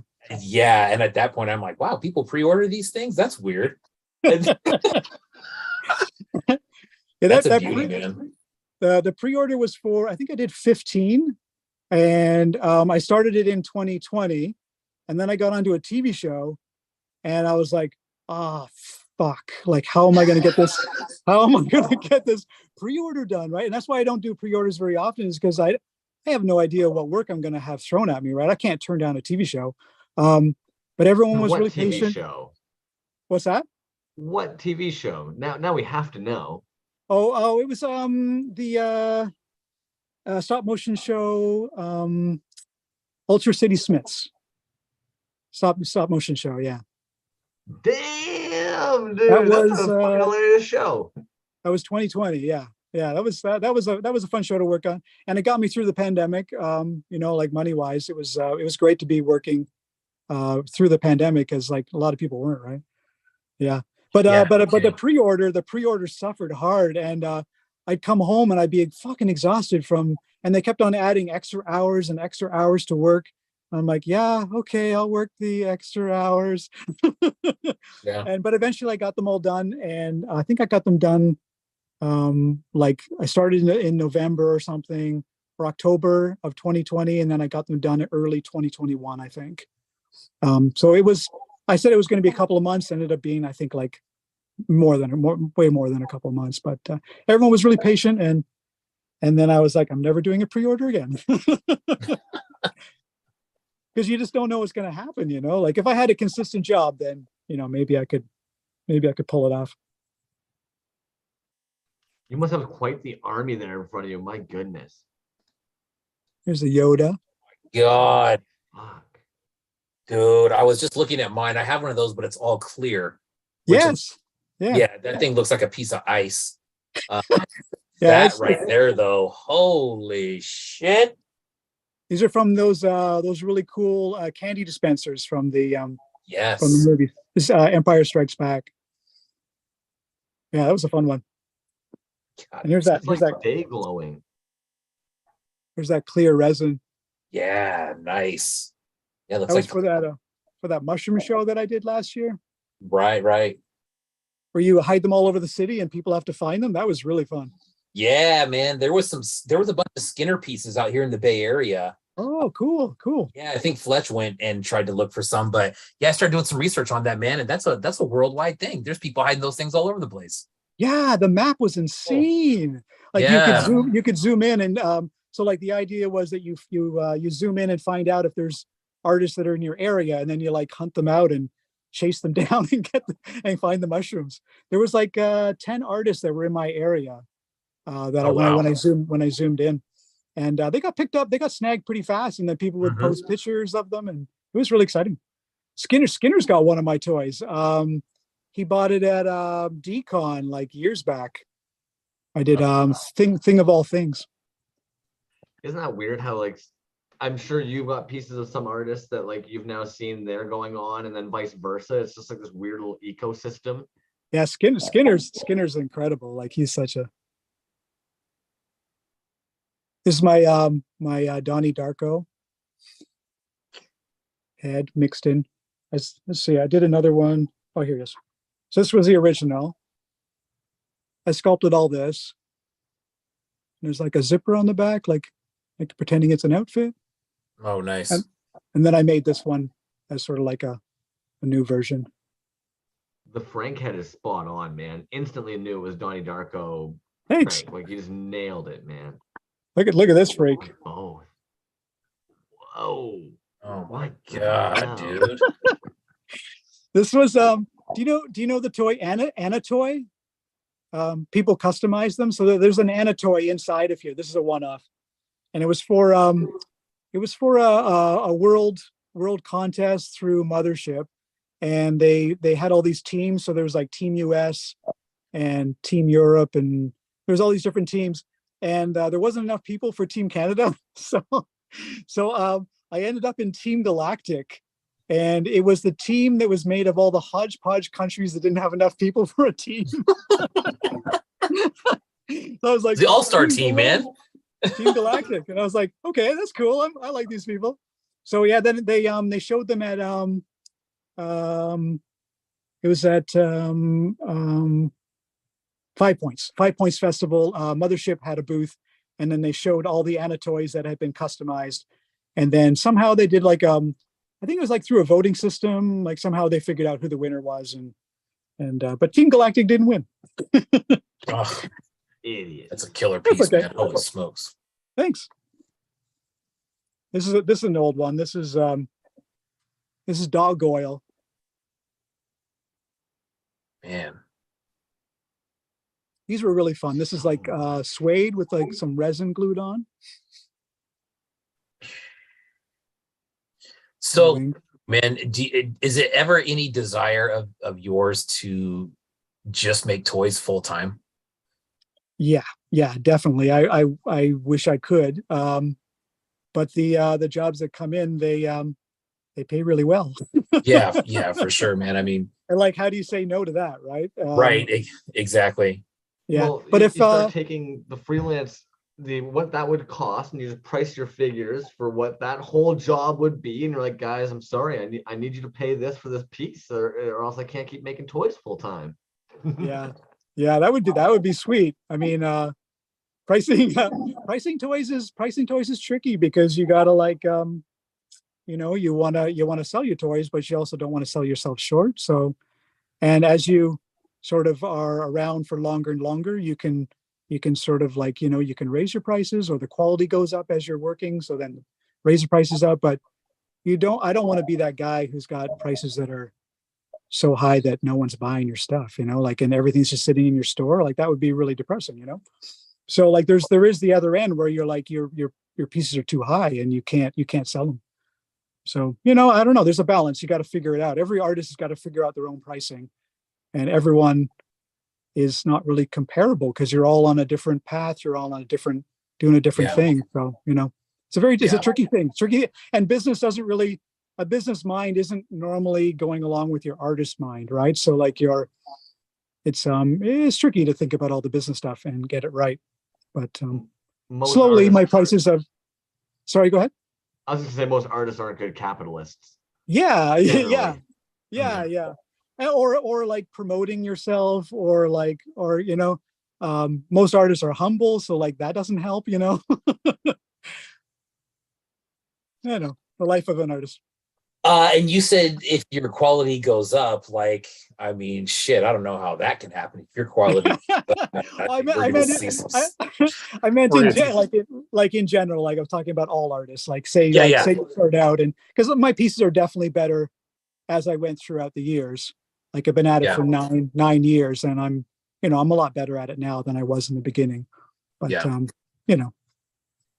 I say it all the time. I'll admit, man, there's something about your casts and you might have maybe dropped a little bit about it at the very, very, very beginning. They don't look like typical resin. They look higher quality plastics. It blows my mind all the time, and I can't wrap my head around what the fuck is going on when I'm looking at them. I don't get it. Sorry. Yeah, I don't know. I don't know. I don't know why. I use the same resin that most people use, the 326 smooth cast. Yeah, I mean, I got nice molds, so I mean that helps. I always put I found a really nice clear coat that I like. So I at first I didn't put clear coat on my toys, but now I do. So like it just gives that little extra sort of oomph and a protection to the paint. You don't want the paint coming off, I think I've been probing you. Do you have more toys sitting on that bench that you would like to show us before we let you get on with your evening tonight? Yeah, I've got this one. This guy's pretty fun. Oh, dude, I have that pirate head. So you hooked up that pirate head on. Oh yeah, Yeah, right. dude. I don't think I've showed that one yet, but the marbling on that thing, remember, it's like red, green, and white. Yeah, super it's really cool. messed up. Yeah. This guy's pretty fun. Yeah, this head's from the series. I think it's from Remco, and it's called Pirates of the Galaxies. Oh, galaxies like water. Yeah, gotcha. Yeah, galaxy and seas mixed together because they're like space pirates, I guess. Yeah, that's where that head's from. Those That's blacks awesome. unifying on that leg are freaking amazing, man. Thanks. Sorry. If you guys seen this one before, I made a whole bunch of these guys. Yeah, missed them every single time, Beauty. if you can believe that. Those are awesome. Did you? No way. Absolutely. I can't believe it, man. It's one of those ones where I'm just like, oh, I saw it here last time. I'll grab it next time. Nah, gone. Happens all the time. I think I did 3 runs. I made like 35 or something in total, I think. This and the Yoda, I did them like together, ET and Yoda. And this is from this is a straight Mexican bootleg. But I made the little speak and spell, and then I made Nice. the orange snake to go on Yoda, and painted all those eyeballs. Woo! Oh my god. And you got that color Eyeballs. matching dope. Yeah, that's what I did for what I do for when I do like a big run like that for like for Yoda and for ETs. I mix up special pigments just for them, so that so every single time I'm hitting Yoda, I got Yoda's color. I've always got ET's color, because you're gonna make so many of them. You might as well. You don't want to be fucking mixing every single time, and because ET is a special weird Naugahyde kind of like weird, a weird color. Like it's a weird like orangey monkey poo brown, right? Like it's a weird color. Yeah, yeah. And Yoda's kind of weird too. He's not green. He's kind of like a pale sort of swampy color, so you got to hit that right too. And that's part of the nostalgia, is getting the color right, And the more that you can get it in the resin, let's be honest, it sure as heck saves having to paint a bunch of figures over and over and over. Yeah, I don't like painting. I'm good. I'm okay at painting. Like I've gotten better and better over the years. But I try to do as little painting as possible. Like I'll paint some eyeballs, some little details, but the more in resin, the more durable it is, the better. For me, anyways, that's how I feel. Yeah, fair. Yeah. Some people just like cast them in white and fucking just paint her up, right? I mean, that's a whole nother process, which is, the entire thing. I mean, kudos to them. I mean, that's pretty cool too. It's neat seeing all the different styles come together, right? And especially in this indie toy scene, it's like some people, they don't really like touching the pigments, so they actually focus on the painting. Then there's other dudes they'd rather actually try and get different pigments for sections. And then you have some really freaking sick marblings, and like, I don't even want to say marblings, you have like hard gradients in very geometric ways in some of your pieces. It's sick, man. You know it. What? Me? I've made a couple things. Oh, B, do you have anything while Lab Monkey number 9 is on the rack here? I don't, dude. I think we all need to step out and have a fucking cigarette, dude. Holy shit. Like, I'm looking at some of these pieces, dude, and I'm just like, you gotta be kidding me, man. Some of those are outrageous, dude. Thank you for your time, man. I am super looking forward to the show next week. I mean, I'd say like keep doing what you're doing, but it's like not like you're not gonna keep doing that. So dude, thank you for being on the show, dude. I had a great time. We got some really cool insight. Dude, I hope everybody enjoyed those pieces, dude. I saw some shit tonight. Holy smokes. Very cool. And thank you so much for the show that you're going to do, the going through the Apocalypto pieces. When you did it for Efforts Frankenstein and Apocalyptico, it was it was amazing. I guess you did for Efforts for Frankenstein, right? Yeah. Yeah, that was Yeah. amazing. Like to have you guys do that deep dive was just so incredible, and I thank you so much, you guys, for doing that, and for doing it for this one coming up. I mean, Tone Twisted Tiger and I, we're gonna do the best we can in about we're gonna go up for about 2 hours, and we're mostly gonna try and focus on bringing artists in and having them chat about their work, because we know you're gonna do the deep dive, and we'll try and do as much as we can. The hashtag, I don't know if you guys picked up what I was doing on the weekend, but the hashtags are screwed on Instagram, eh? Like there's I found out from Frankenlander did some research and found out about the sensitive content control that's inside your Instagram. And since June 2022, they put that in, and so everyone's phones, the default is to have it on standard, and you can put it to more, but none of our teaser posters, like all that cool artwork, they were all like 80s post-apocalyptic Italian movie posters. None of them made it through the hashtag. Like none of them. They were all censored. And the poster I just put up, it got censored too. So for us trying to do an art show and have a hashtag to join us all together, it's really rough. Like I think a lot of the art is not going to show up in the hashtag. Yeah. Well, we're gonna have to go hunting, I guess. Yeah. So we're gonna focus more on using the artist tags and go through it that way, similar to like how you guys did, but we're going to do it more sporadically, mixed in with like artists coming on and stuff, But man, Instagram, Like I went back and looked at Apocalyptico, that hashtag from the first show. Half of the art is missing. Yeah. It's Yes. gone. Yeah. I'd say more than half. I mean, Yeah. you really dig through it, and then you're right, dude. It's absolutely. I agree, man. It's Like I agree. Like for like the censorship is supposed to be. They brought it in like, okay, kids under 16 and under, we want to censor them. That's fine, but like the adults, like what the fuck? Like they took that as an advantage to like, yeah. And for whatever reason, Frankenstein went right through.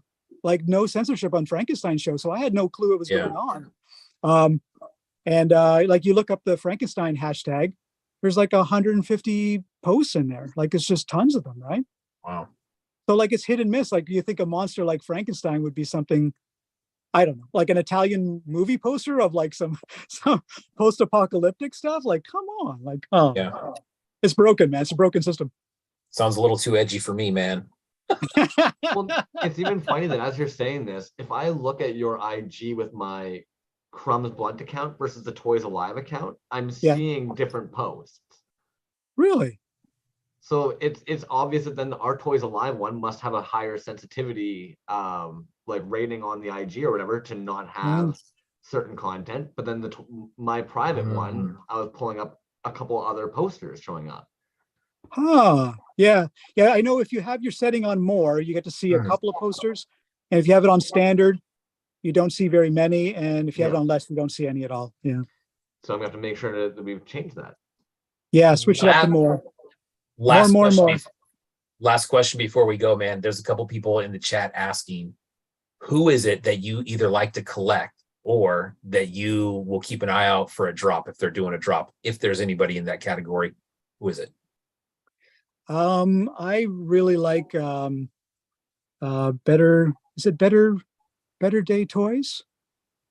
Is that his name in Spain? Toys. Better Day Toys. You got me, man. I think that's what his name is. Let me check.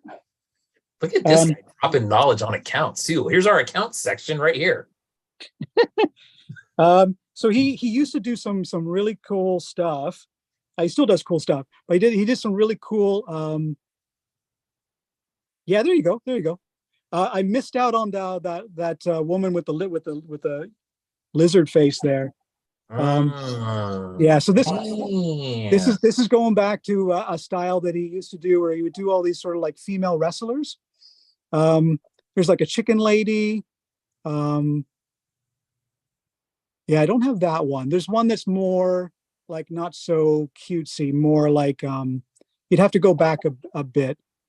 He got into 3D printing and he did some pretty cool stuff. This is his 3D printing stage. Yeah, Better Days Toys, yeah. But yeah, if you dig a bit deeper, there's like a whole bunch of sort of like female wrestlers that he does that are really cool. I also like Sycamore. I collect Sycamore stuff. Yeah, and super clean work, dude. I love it. Yeah, really clean stuff. Yeah. Yeah. Some of your older work looks a lot like what Sycamore is doing now. It's crazy to me that of course you like Sycamore stuff. I hope they like your stuff too. Yeah, and Final Boss figure and then Boss's Boss. Those are recent ones. Man, those are great. Yeah. And I would say out of the new toy makers, General Porpoise is I met up with him and did a trade with didn't do a trade. I bought some from him, but we have a trade coming up. Kajiki, of course, we got a trade coming up. Tone Twisted Tiger, we have a trade going on. So I've got some trades going on with some of the newer toy makers. Yeah. Porpoise is all right.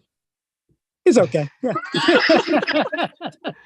I give you kudos, man. You do mess with a lot of the up and coming guys, and that probably means a lot to a lot of them. Because whether you want to acknowledge it or not, I think a lot of people in this scene acknowledge that you're a veteran, but you've made it very clear why your work is seen as some of like the most highly regarded pieces out there. So when you show some love to some of these like up and comers, man, like I think it means a lot more than you might even know. Well, I that's, I mean, yeah, I guess I did know that. I mean, I like, I think what happens is like you you keep doing this and you keep doing this, and like, 9 years later, you lose toy makers over the years, and people stop doing it. People are doing other things, and you look at the people that are like up at the very top, like Sucklord and Killer Bootlegs and Healy Made. I mean, I love the fact that Healy Made and Killer Bootlegs came onto your show. I mean, that's so cool that they're approachable, right? Like, I think what happens is as you go up higher and higher, you become more and more isolated and kind of lonely. Like you're just sort of like, okay, what happened to all my buddies or all the or you so you kind of look around and the pandemic happened and fucking ton of toy makers came out of there. Like, just, I'm like, who the fuck is this? Who are all these people, right? And I love new toy makers because they're excited and they're really into it and they're all gung ho, and yeah, there's just so many nice new toy makers, so many new friendships that have happened over the last year or so. Yeah, it's there's like, just because I've been around forever doesn't, like, it doesn't, you know what I mean? Like there's this whole like sort of thing of like, like where I'm at, but what I don't fucking care. Like I'll be friends with whoever is friendly and whoever makes cool shit, I love it, man. Well, thank you so much. I feel like at that point there, I'm gonna boot you out of here. I'd super appreciate it. Yeah, no problem. Appreciates it. I'm sorry, Yes. I couldn't come and hang out on your hood there, Crumbs, but I gotta be safe, and you know what, you say you got to be safe, and that could mean so many things.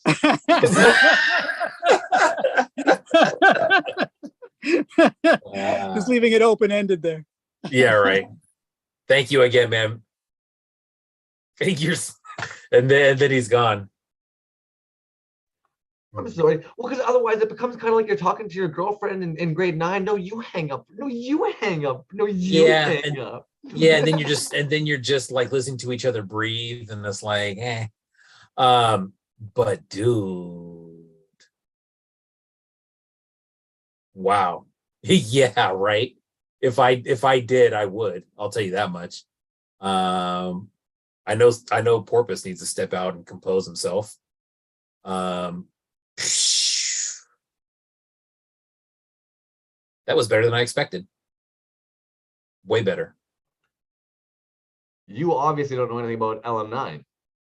Well, I didn't know that he was going to show all those pieces, dude. I mean, and like, no bullshit, some of that other work that he was talking about, you're right, dude. His catalog of stuff is just, it's fucking insane, dude. Like, you could take all the resin stuff out of there, like all the recent, last couple of years of resin work off his IG. You could take that out, and even if you just wipe that out, you'd still get a book of his stuff and go, holy shit, man, this dude does amazing work. And that post that I saw with some of this other stuff, gosh, man. And we saw some of there, the Vader Scorpion, like, and of course you just want to be like, oh, really? How much is that? Where's that for sale at? Which is crazy, dude. If you think about some of those pieces that he said, and that he made very small runs of these, I'm like, who has these things? What are you doing with these? Where are these at? Are you selling them? Like, what's going on? You need some money? Let's work out a deal. Oh, man. What a Canadian, what a nice human, man. What a gem. I wasn't expecting some of the information that got dropped there tonight. I'm a freaking digger. I wasn't expecting some of what got dropped there tonight. You know what's funny, dude, is so Hurt and I were talking a while ago about his mold and stuff, and he nailed it. He said he has to do something, like, nobody's that good at like a hobby. You know what I mean? Like, just a part-time, maybe I'll make some resin toys. He called it, dude. He said, man, he's got to do something in molding, Me and Death and Strawberries were looking at his pile of the molds the one day, and what kills me is, he even mentioned he was working on that Ultra City show. I was looking at the stupid sewer grates and tires, and I didn't click because.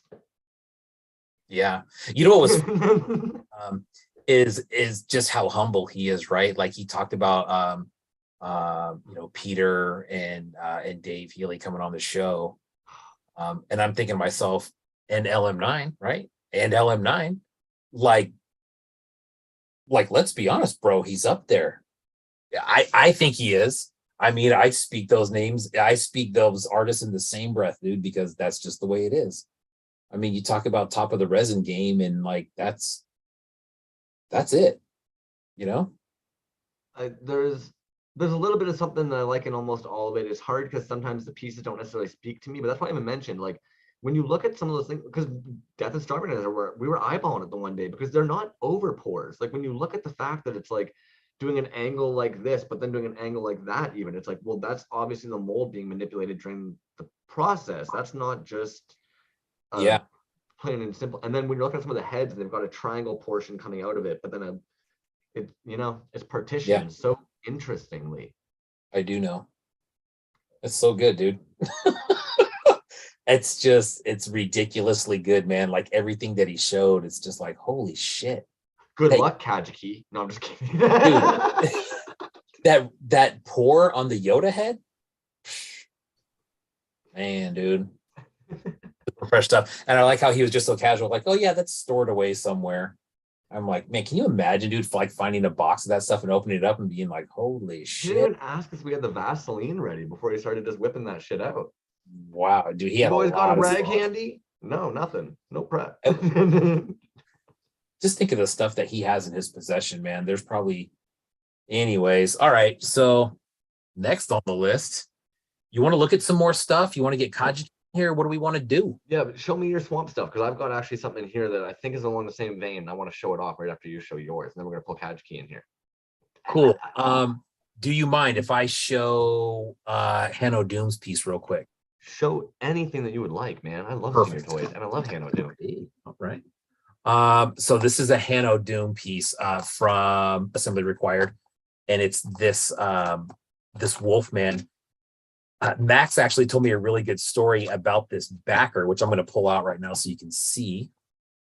So this backer right here, I believe this is at some place locally to them, but he saw that this bathroom had a one trick sticker on top of the toilet, which you can see right there. And that's how that picture made the card back, which I thought was super cool because it's like real shit, you know. Pun intended. How about that one? And so this is the piece. So I hope the camera picks this stuff up, but this has like bits of paper, almost like, and I don't know where this paper came from. Like this one says value size. You can see that on there, right? That's casted in there. That one on the chest is really cool. It says new. You notice how none of the paper writing is smudged in any way? And that's what's crazy about it. It's not smudged in any way, man. It's in there. That one on the leg says now with an exclamation point.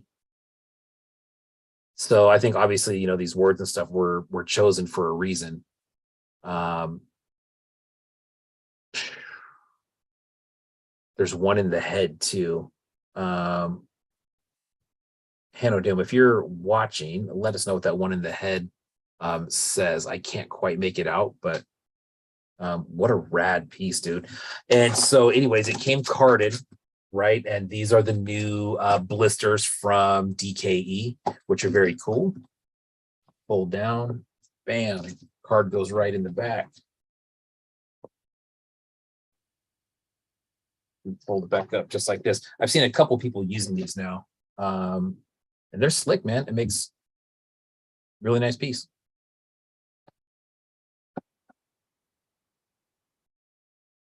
Printed on plastic sheets. That's a good question, man. I don't know. Or sealed somehow. Still. Yeah, I think probably they almost looks like they're sealed. Yeah, it looks like, and I don't know where those, I don't know if it's like, it definitely doesn't look like it's newspaper. Plasticky, yeah, I would say.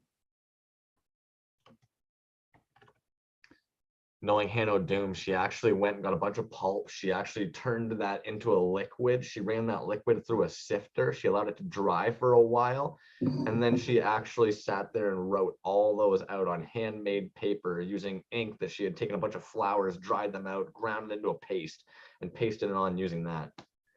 If I know Hanno Doom, that's probably what happened. I was gonna say, wow, boy, that doesn't sound very involved. Let me see if I can get this straight here. There we go. That's better. But yeah, dude, check that out. Bam. That is sick. One value size. Of course, it fell down.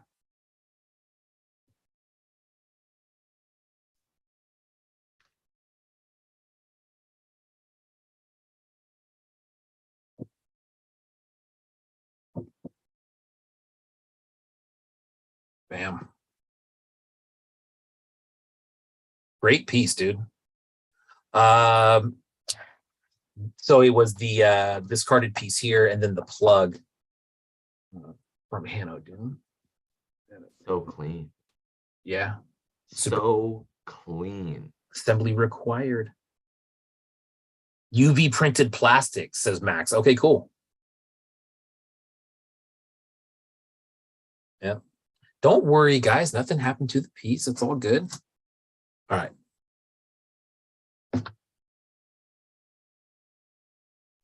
Anyways, great piece there, man. And what do we do next? You want to show a couple swampies real quick? You know what I want to see. Yeah. All right. So 2 swampies right here, man. From one trip. I got these. I got one of them day 1, and honestly, I can't remember. Yeah, Suki. It was I bought it day 2, I believe. So it was there, but oh, man. So there's some serious UV on that shit too. All right, let me switch it over to the other camera. That one's gonna look so good next to your wine glow. Yeah, right. That wine glow is way nice. Okay, let me switch the camera real quick.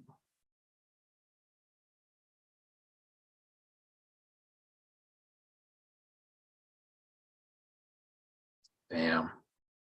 But you're right, it's got that wine glow look kind of in the arms and legs.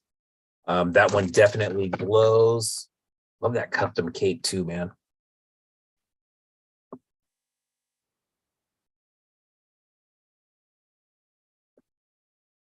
Yeah.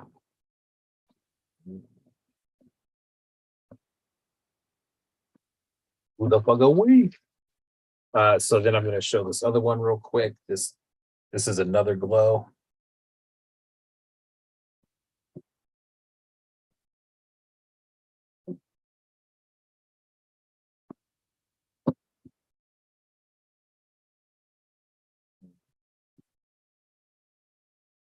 All right, let me try to switch the camera. Sorry, dude. That's okay. I had a quick second one. I was like, well, damn, they both look the same. Yeah, no. They're similar, actually. This one's got a lot of glow in it. It's almost as if you have one with the black wash and one without. Oh. Yeah. Yeah, you can say that. That looks like I'd buy that. Bam. 2 just filthy good swampies, dude. They both glow like crazy. He had a UV light at the show. And they both glow. So it'll be cool to take some pictures of these once they have the glow on them. Bam. There we go. Swampies. From Mr. One Trick Pony came bagged with that header card. Bam. Swampy. Cool. What you got, man? What you got over there? I got to put it out there as well. Skull and Void on the art on those One Trick Pony headers. If anybody is not familiar with Skull and Void, go check out some Skull and Void work. He does some sick toys, does some sick drawing, illustration, tattoos if you're in the Kentucky area, Cincinnati area. Doom Tracker. Doom Tracker. He tracks Doom. whoops its ass. The once elusive Doom Tracker. And then it wasn't so elusive, and now elusive again. So there you go. Toys come and go. If you snooze, you lose. What you got there, man? What you got? So I've actually got a piece here from Monster Forge, aka Charles Marsh. Now, for anybody who's not familiar with Monster Forge toys, they do a bunch of hand sculpted pieces.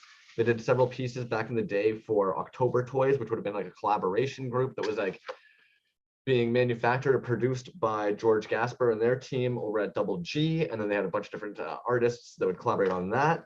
So admittedly, Monster Forge being an absolute gem, they do a lot of one-off pieces. And unfortunately, I didn't snag in time based on reaching out for Canadian shipping. And they ended up actually just whipping up a freshie for me. Well, gotta be careful what we got here. So there's a lovely love note, which is amazingly beautiful. Multi-skull, he's a whole lot more fun under a black light. Okay, so I will have to check out what the heck's going on with that in a second. Monster Forge. So this is kind of what I was talking about. This would have been like one of the sculpts they did for the October Toys back in the day. Oh, nice. Oh, so I'm gonna have to make sure I post a picture of that guy with some nice UV on it there afterwards. If anything, this guy almost reminds me of the Dubos art, Skullman that came out afterwards. Yeah, the Skull Dangler. The Skull Dangler, thank you. Yeah, good one. Oh, man. Sorry. And then You're right, dude. That does have very Skull Dangler vibes. But so what blew my mind is from the time that Monster Forge said, not a problem, man, let me whip one up for you, to the time that he was like, let me get you a tracking number, 4 days. Yes, I remember you telling me that, dude. That is nuts. Now, so that's resin and then all hand painted, yeah? All hand sculpted, not a cast. Jeez. So like all that's just like all hand sculpted in there with the mushrooms coming off of his back. It's got a couple coming around the shoulders there. Vine work right down to the base with like this nice sick like twisted root almost around that whole baseline. I even just love that hunched forward like arching, like dude, he went all out, the moss on there. Like That's very cool. Stupid. Of course. All right. Yeah, that is sick. Oh, So 4 days from beginning to end. 4 days, man. Monster Forge, man. That's crazy. It's actually gorgeous, dude. Like, I've got a light box set up over here to do it, but it's gonna be a pain in the ass. And we want to get Kageki in here, so I'm gonna take a sick picture of that for later. But Nice. Yeah, no kidding. big, dude. Like, he's a big boy. Yeah. Man. Oh my goodness, dude.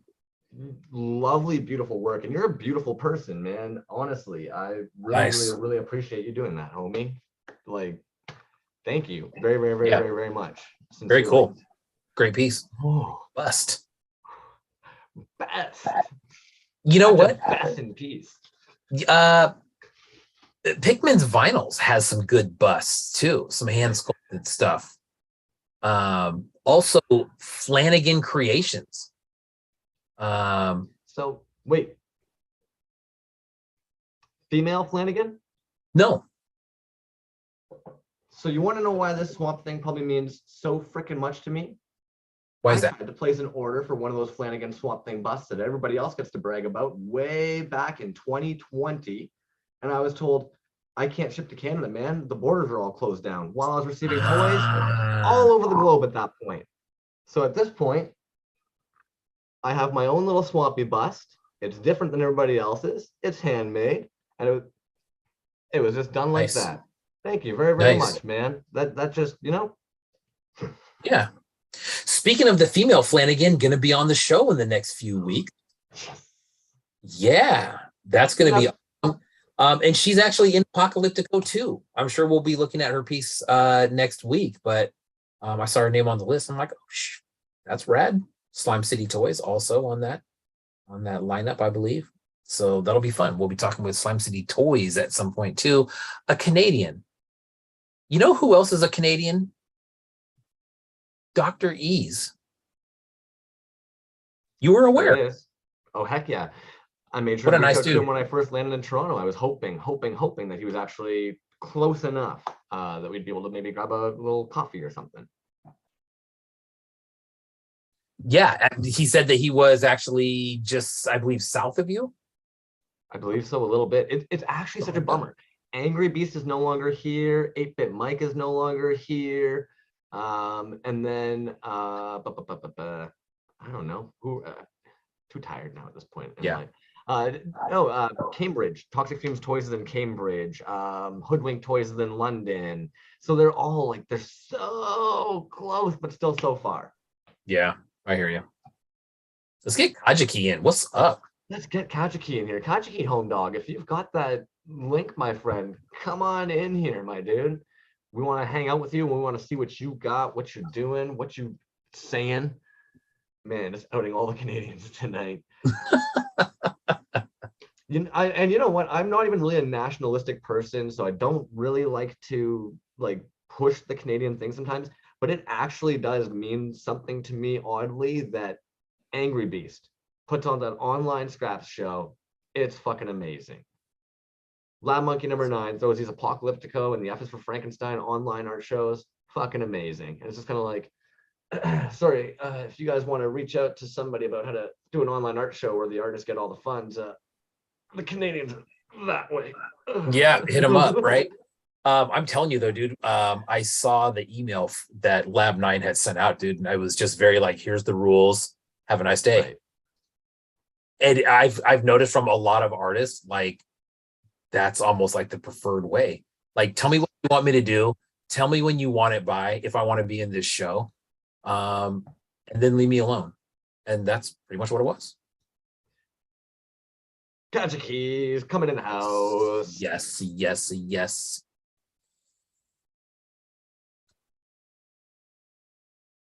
Yeah. What is that? What's up, boys? You can hear me? Yes, absolutely. Absolutely, man. I am loving that, dude. Go past a full-on helmet ready for force. This is a vintage laser tag helmet. So rocking, got to come in. It was a choice between that, the Casey Jones, but I feel like I had to go with the laser tag. You guys hear me? Be honest with us though. Did you almost do the whole hat on top of a hat? Did you almost wear the mask with the helmet? I'm not gonna lie, I did try it. It doesn't work. I was gonna go for the combo, but it does not work. So well, heck, Kabukiman, it's really nice to see you in here. I know B and you have probably chatted a little bit. I am not as familiar with your work, unfortunately. Beyond creeping it on the IG, B's even got some right in front of him. He's probably gonna show it off right now. Oh yeah, good, because I don't have anything to show off. I don't have 400 toys like Lab Monkey did. Jesus, dude. Just like you, I know, right? Those are some wild pieces, man. But dude, 5.5 work, right? So I think that's the majority of stuff that I've seen from you is 5.5 work. This Sergeant Kabukiman, I know Babadrock has one as well, and we both did a post on it.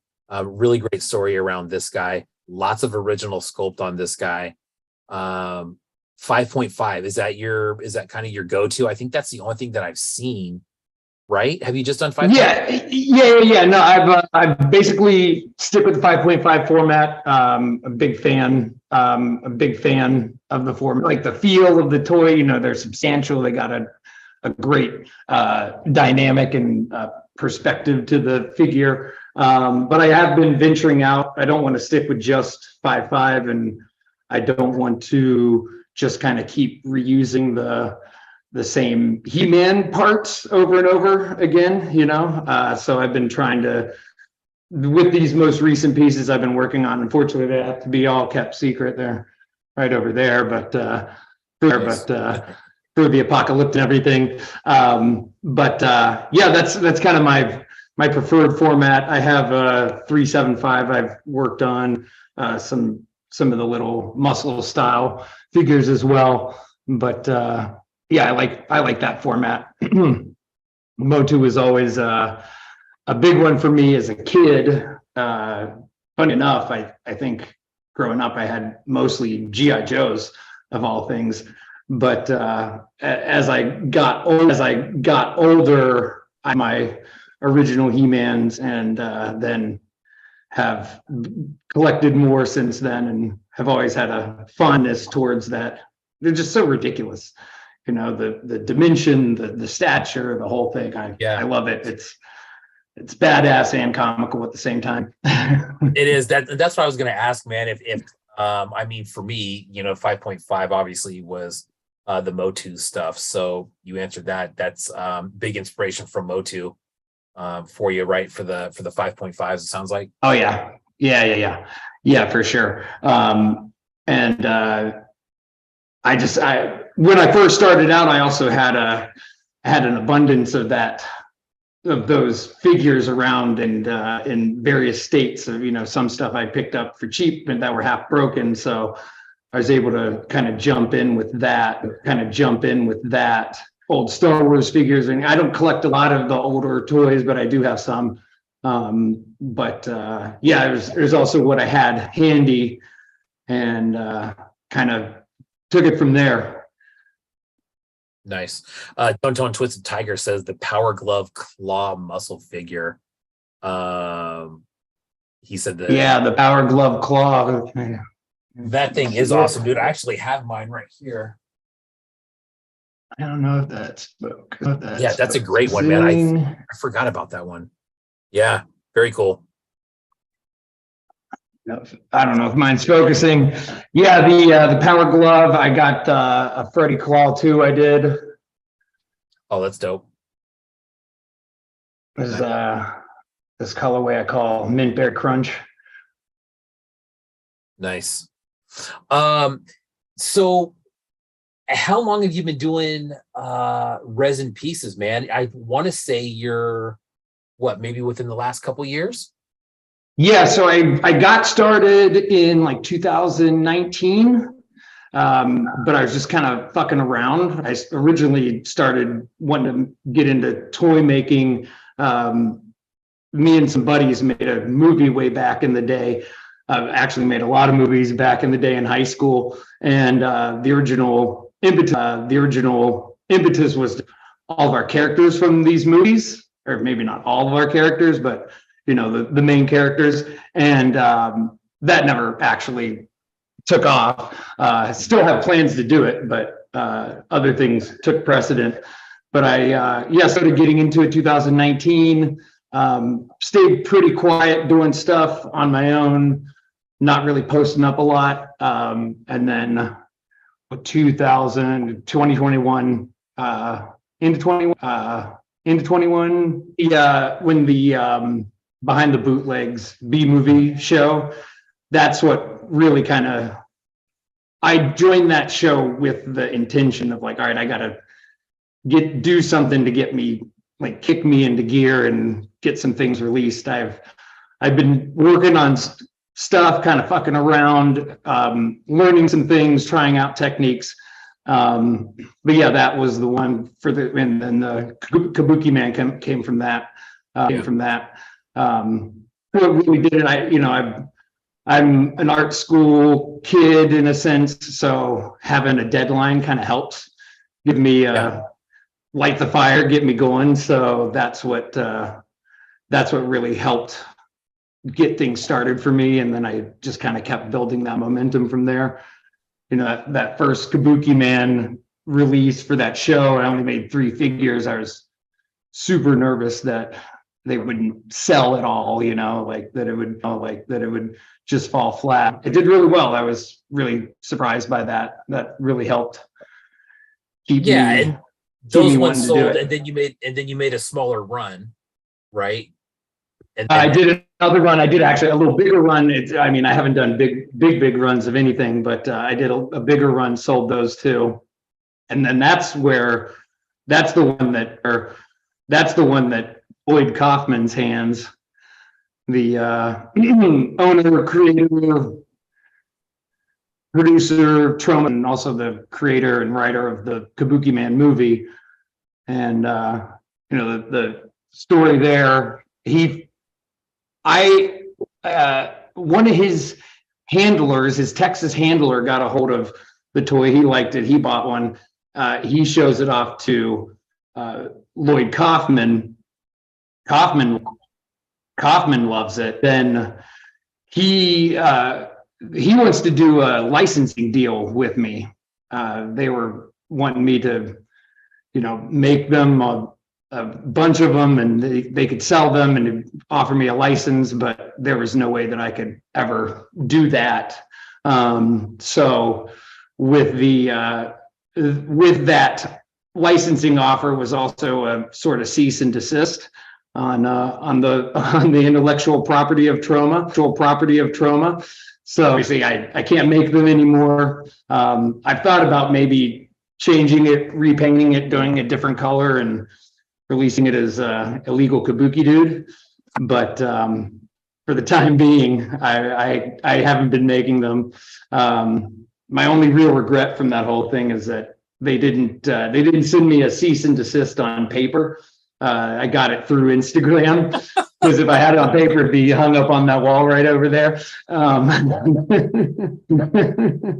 Definitely would have. That cease and desist, I feel, is a pretty high point in my career, just to be recognized by Troma. You know, when I first, you know, that show came out, there's B movies. I was like, perfect. I can definitely do this. I grew up on old horror movies, B horror movies. My mom and I, that's still one of the things we do that bond us the most. We'll watch. And so, you know, I thinking about that show is like, well, I'll go right to the absolute masters of the B horror genre, Troma. And you know, there's a million Toxies out there. Love Toxie, but I really like to try to stay off of other people's toes. I don't want to do something that's got a lot of representation. I like to stay a little bit unique. And I notice there's never any, and I'm into Troma films, but I'm not into Troma films. Like, there's people that are into Troma films, and and turns out they really like Kabukiman too. So I got a lot of requests. I still get requests on it. I usually have to, you know, break the bad news, like, hey, yeah, I can't make that anymore. It's you know, I don't know. I could probably get away with it, but I don't want to push my luck too much. But yeah, they were. Go for it. You're telling us that you can't take any orders. Right, send on a sheet of paper over a year. Right. I think, yeah, I don't know. There might be one over there somewhere. Who knows? Like, I don't know. It must have picked it up off the secondary market. Market. Right. These things, man, once they're in circulation, who knows? Yeah, I don't know where it goes from there. So yeah, that was a fun one. You know, I was out to dinner one night and got a DM from the handler, and it's a picture of Lloyd holding the toy up, and it's like, wow, that's fucking cool. Definitely felt it was a bit of pride right there. It was a bit of pride right there. Although it does strike a little nerve with me that there are so many Toxies out there that people are making, and I bet you they've never gotten any kind of a letter. What's it separates the pros from the junior boys, you know, man? Like, I think it was the fact that I picked the character that was so exclusive and elusive of the toys, you know, that there's something for them. They own that in whole, in perpetuity. So yeah, I think that's what the real problem was. But it was still a nice kick in the butt, and yeah, then you know, that was the behind the bootlegs. I got to give a lot of credit to those guys. They really put me on and really helped me get where I am right now. So that's what's nice about that GI Joe. About that GI Joe show, I kind of joined because even though as a kid I had a lot of GI Joes, it's not like I definitely don't collect them, and my pocketbook is thankful for that. But the well, you know, and shit, man, I don't know if we've even, you know, normally we probably wouldn't, gosh, dude, I don't think we even talked about it on the show yet, right? Crumbs, I think it would probably come out in the next couple of weeks when we do our kind of our show lineup for the month of March. But shit, man, I think like, right, we have every intention of doing exactly for the GI Joe show what we're doing for Apocalyptico 2, where we're just going to take nice, yeah, show release day and then just go through everything. That's going to be dope. Yeah, I think it's going to be a lot of fun. I'm looking forward to it. Man. We'll try to get Cave Dweller on here at the same time, man. You guys are both running that show, and right on to you guys, man, for pulling that one out from the crypt. I mean, yeah, shit, that thing was dead and like not beating at all, and you guys kicked it right in the nuts, and here we go. So yeah, it was like a 1-2 punch from me and Cave Dweller. I had jumped into the show late but kind of rushed a figure together and got it done and showed it off. Showed it off to a group of other guys and that we have going, and some other people were like, "Oh, Cave Dweller was like, I got to get in on that. You know, I gotta get mine done." And he reached out to them to see what the deal with the show, if it was still going on. And then they were, you know, they decided they want to take a break. They're stepping back. I guess at the time they probably, you know, they only had like 5 people signed up for it, it seemed like. And he came to me, he's like, "Let's just do the show ourselves." When he told me that the show was off, I was like, "Fuck it, I'm just gonna on my IG and just do it that way." And then yeah, it was his idea. He's a large driving force behind it. So I'm along for the ride for the most part. But well, that'd be cool, man. We're looking forward to covering that one. Good, yeah, cool. Yeah, we got like 35, 37 artists, some big names. You know, all the usual, all the guys, all the homies. You know, nice. We got a really great representation of everybody, and yeah, it's going to be fun. Is it still open if artists watching this wanted to reach out to you guys to get involved at all? Yeah, maybe potentially. I know we closed the you know openings up. It's you know, this is our first show, so we don't want to overwhelm ourselves in 65 plus 20 more. Yeah, no kidding, right? So, but yeah, I mean, you know, if people are still interested, for sure, holler. Let's see what you're thinking, and if you got time, you know, we pushed the show back to give everybody some more time. It was originally supposed to be the same weekend as Assembly required. So we pushed it back, you know, almost 2 months to. Wow. Yeah, that was a good idea. And then yeah, because no, go ahead. So sorry.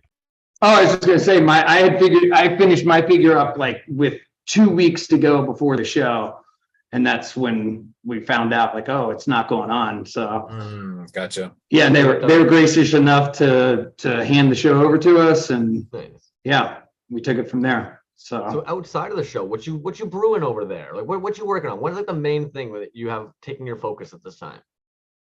Oh, in toys, a lot. Unfortunately, the last 2 months have been the GI Joe show that I put well ahead of the schedule for where it is now. I was still planning on it being early February, and then Apocalyptico too.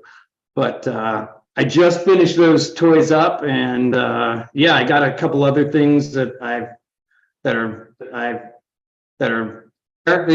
that's where I've been. I got some trades, some custom trades, one with Tone I got coming up. But then I got this guy. This is my first foray into 3.75s. I got this guy. It's the nice War Duke Lorian. Let's see if I can get this to focus here. So I took Boba Fett, obviously War Duke.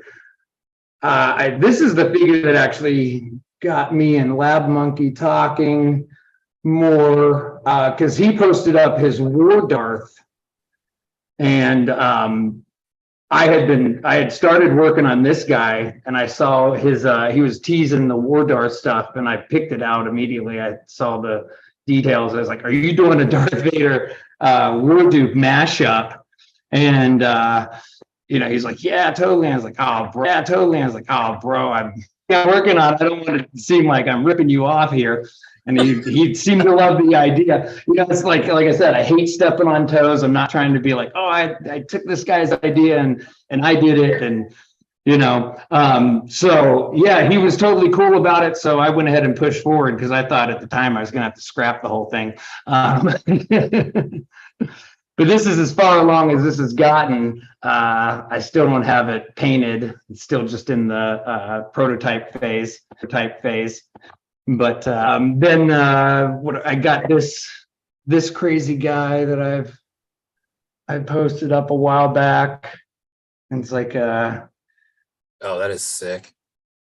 Manny face. I took Skeletor's head and put inside, and then updated the boots. These boots are going to be making their rounds through my figures. And it's probably, I really like how this all turned out.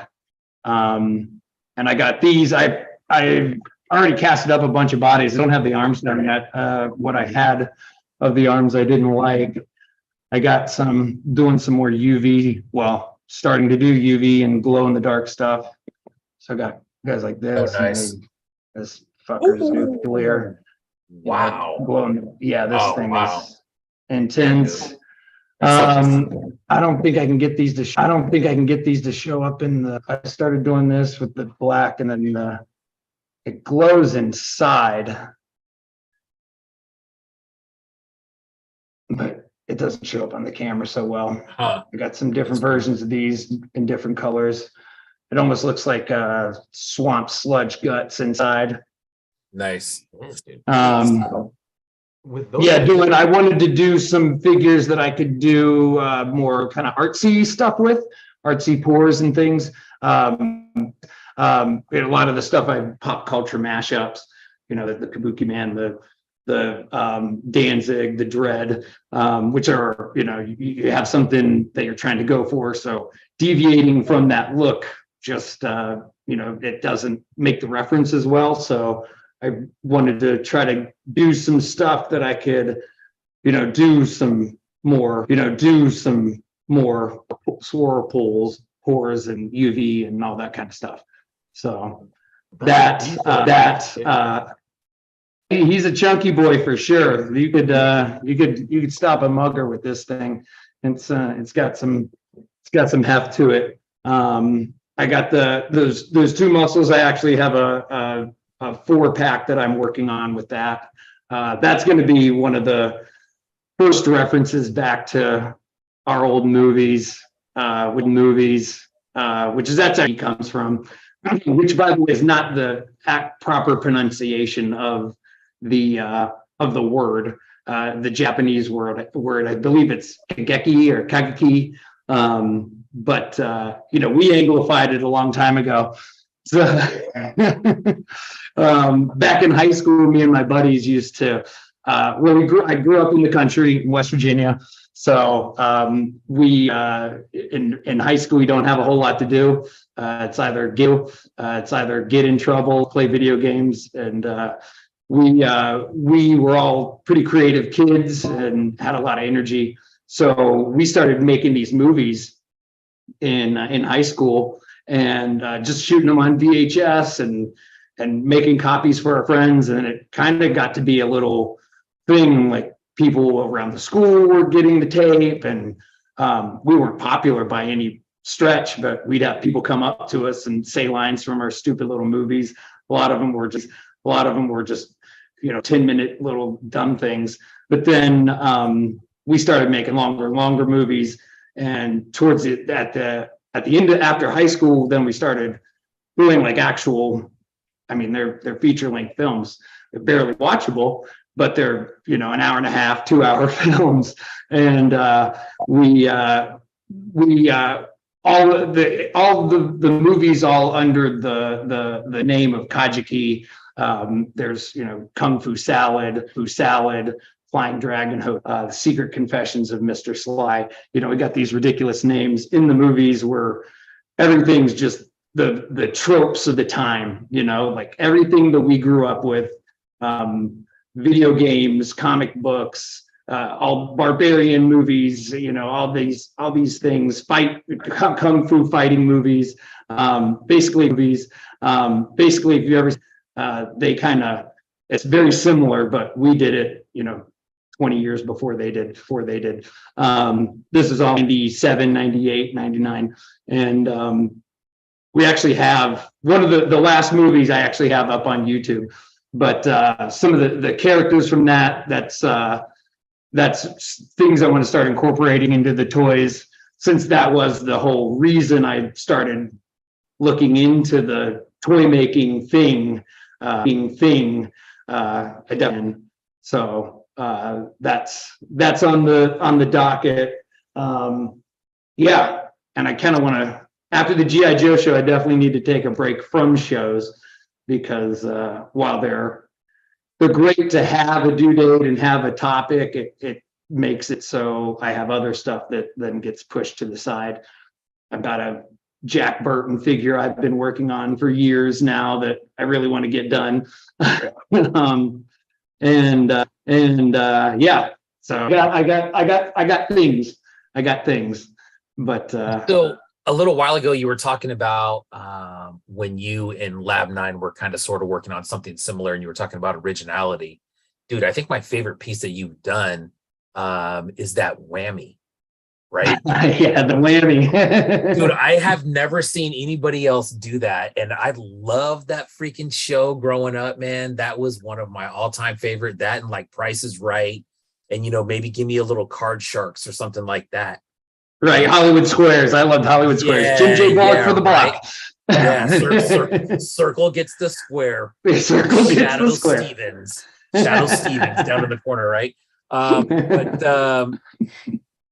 So, I mean, originality, stuff like that. Where are you? I mean, you did Judge Dredd, Kabukiman, Whammy. There's just some really odd stuff in there, man. Where are you drawing all that stuff from? Is that some stuff that you liked as a kid or younger?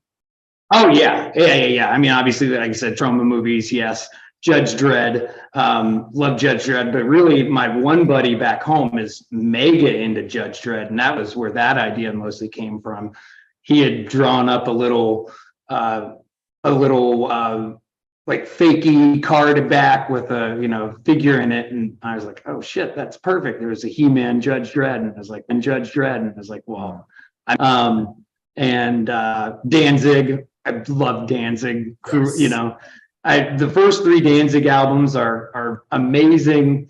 I still listen to, yeah, there he is. I still have to blast Lucifuge at least once every summer. So it just made sense. And then I love his music, and I love how comically ridiculous he is. I'm a big fan of anything that is half badass and half hilarious.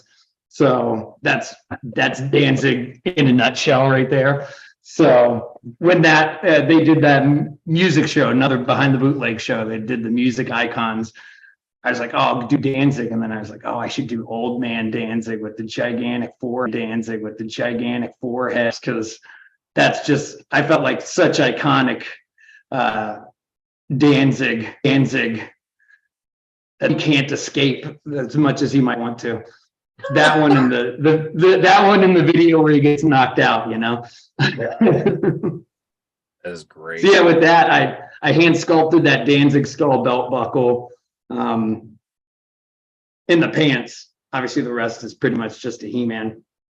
And then the five head there, technique for extending He-Man's 5 head to a ridiculous lengths. I employed it both on the Danzig and my Frankenstein. So I think this one ended up making its round on a bunch of Danzig fan sites. My one buddy let me know. He's like, hey, your toy's showing up on these Facebook Danzig fan sites. So that was pretty interesting. That was fun to have, especially for my second figure. So good old man Danzig. Love it. Love that one. Oh, and yeah, I did make his titties real big too. I forgot about that. I fattened him up a little. I reduced the 6-pack down to, or the 8-pack down to about a 6-pack, and I gave him some bigger titties. That's great. That was a good one. But yeah, that's got going on.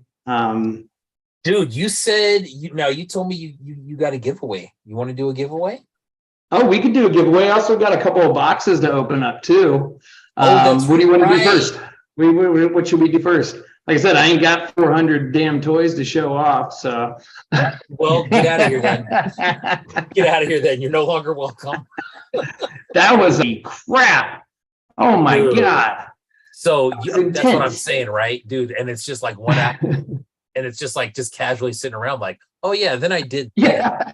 You're like, he's just like, oh yeah, shit. there's this one. Oh yeah, there's this one. Oh yeah, there's this one. Oh, there's this one. Oh, there's this one over here. Anyways, like, what do you got, man? You tell me. You want to open up a box, or you know yeah, what? let's open up. I'll open up a box. I got one from Jevaho and one from my boy. Who the fuck are we? Oh, nice. He's in the room. Nice.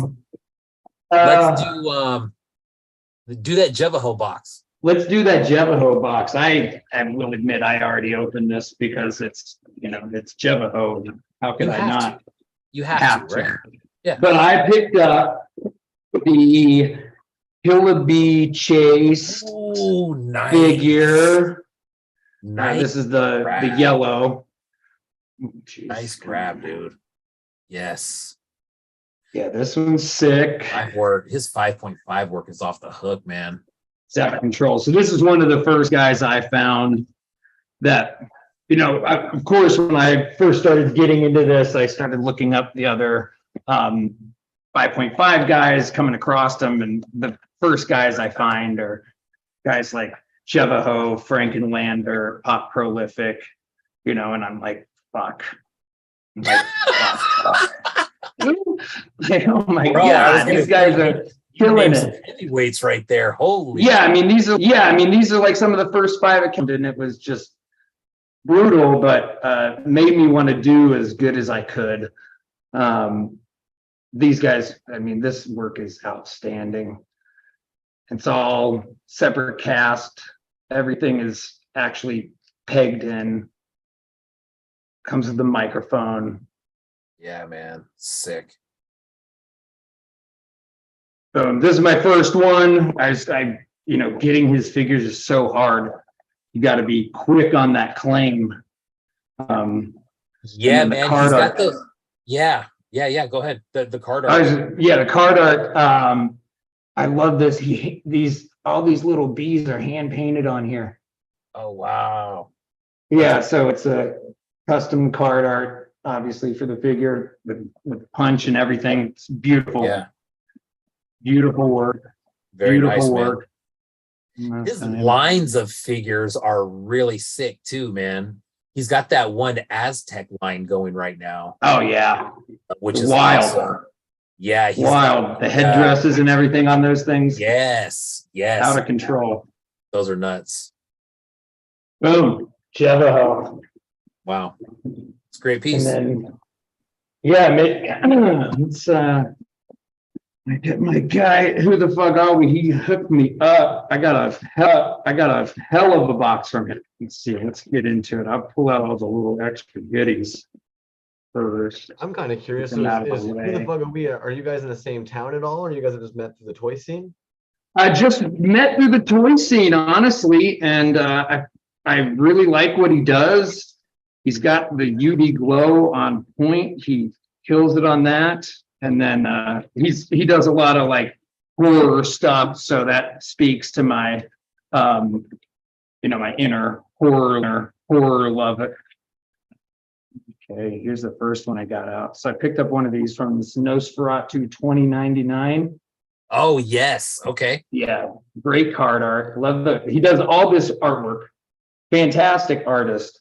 He loads up. I mean, I've got a bunch of stickers from him. He does all this. All the artwork. It's a lot bigger than I thought it was going to be. Oh, that's badass. Famous last words every time. Yeah. Oh, that's sick. Shit, that dude's dope, man. With I guess that's a sword that swaps out. So this is him coming in. Getting this shit to fucking focus is impossible. It almost looks like the size of those old like Toy Biz Oh, man. Marvel. Yeah. figures. Yeah, Nice. without that size. Boom, boom. He's got his little. It's like a little rat. It's like a little mecha rat that sticks on a magnet there. Separate cast, little head shield too. Yeah. Ops. That green is out of control. I don't know how much you can even see on that, but Oh man. Considering he's it's going in on. light, Got some. Does that glow too? That looks like it glows. Yeah, he's got some glow in the arm Yeah. there, along with glitter in the arms. I really like that top headpiece, separate cast. That's dope. Yeah, that's a tiny piece. Boom, Nosferatu 2099. That's sick. we got more in there. We got more in there. Oh yeah, I got a haul in here right now. I got this guy too. The man from Ghost Planet. I'll show you the card. Got to get him out. It's a space ghost. Oh hell yeah! We don't get too many Space Ghost figures, man. No, that's what I liked about it. It's not a common one you see. A common one you see No, with that glow green. I think Universal Pit Stop's the only other person I've seen busting those out. To be honest, hell yeah! Oh, that's sick, Great man. coloring combo. Yeah. Yeah, that blows up. Hmm. The man from Ghost Planet. Yeah, that's what would you say that scale is, man? That looks like it's bigger than 375, huh? Yeah. I'd say it's more that Toy Biz marble size. It would be an Adult Swim figure. Yeah, it's about 4 Almost inches. like It's Batman. just a. It's about, yeah, it looks like it maybe about that size.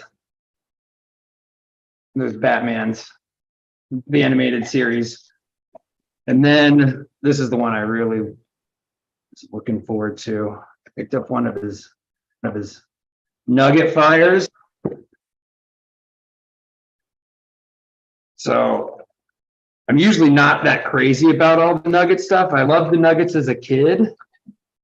But like the new nugget stuff, I appreciate it, but it's not my thing. But he did this nugget. Think I get out all the little piece of the hat. Got the hat. Oh, I don't know if I'll be able to keep the hat on. But but it's air nugget. Yeah, that hat's not going to stay on while I'm holding it. Boom, Terrifier nugget. Yeah, that's sick. Who is the artist on this one?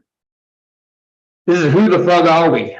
Oh, gotcha. Okay, cool. Yeah. Who the Fug Are We? So this is another one, Nice. So this is another one, non-glow. So what I like, he doesn't just do just the UV stuff. He does a lot of other stuff. Yeah, that nugget fire is great. Definitely Nice. UV. And the box it comes in is Great dope. packaging. Yeah. Yeah, very cool. And then he sent me this one of these Hip Sweep Jasons. This is a great one. It's a little baby glow.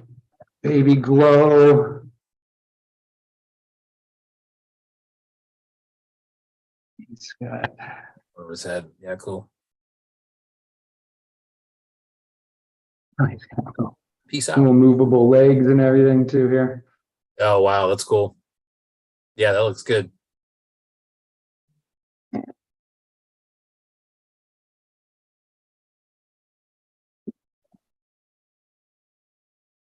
Oh, Really tight work on that, on the mask though, on the mask. yeah, the mask, Yeah. and it's removable. Ah, that mask is removable.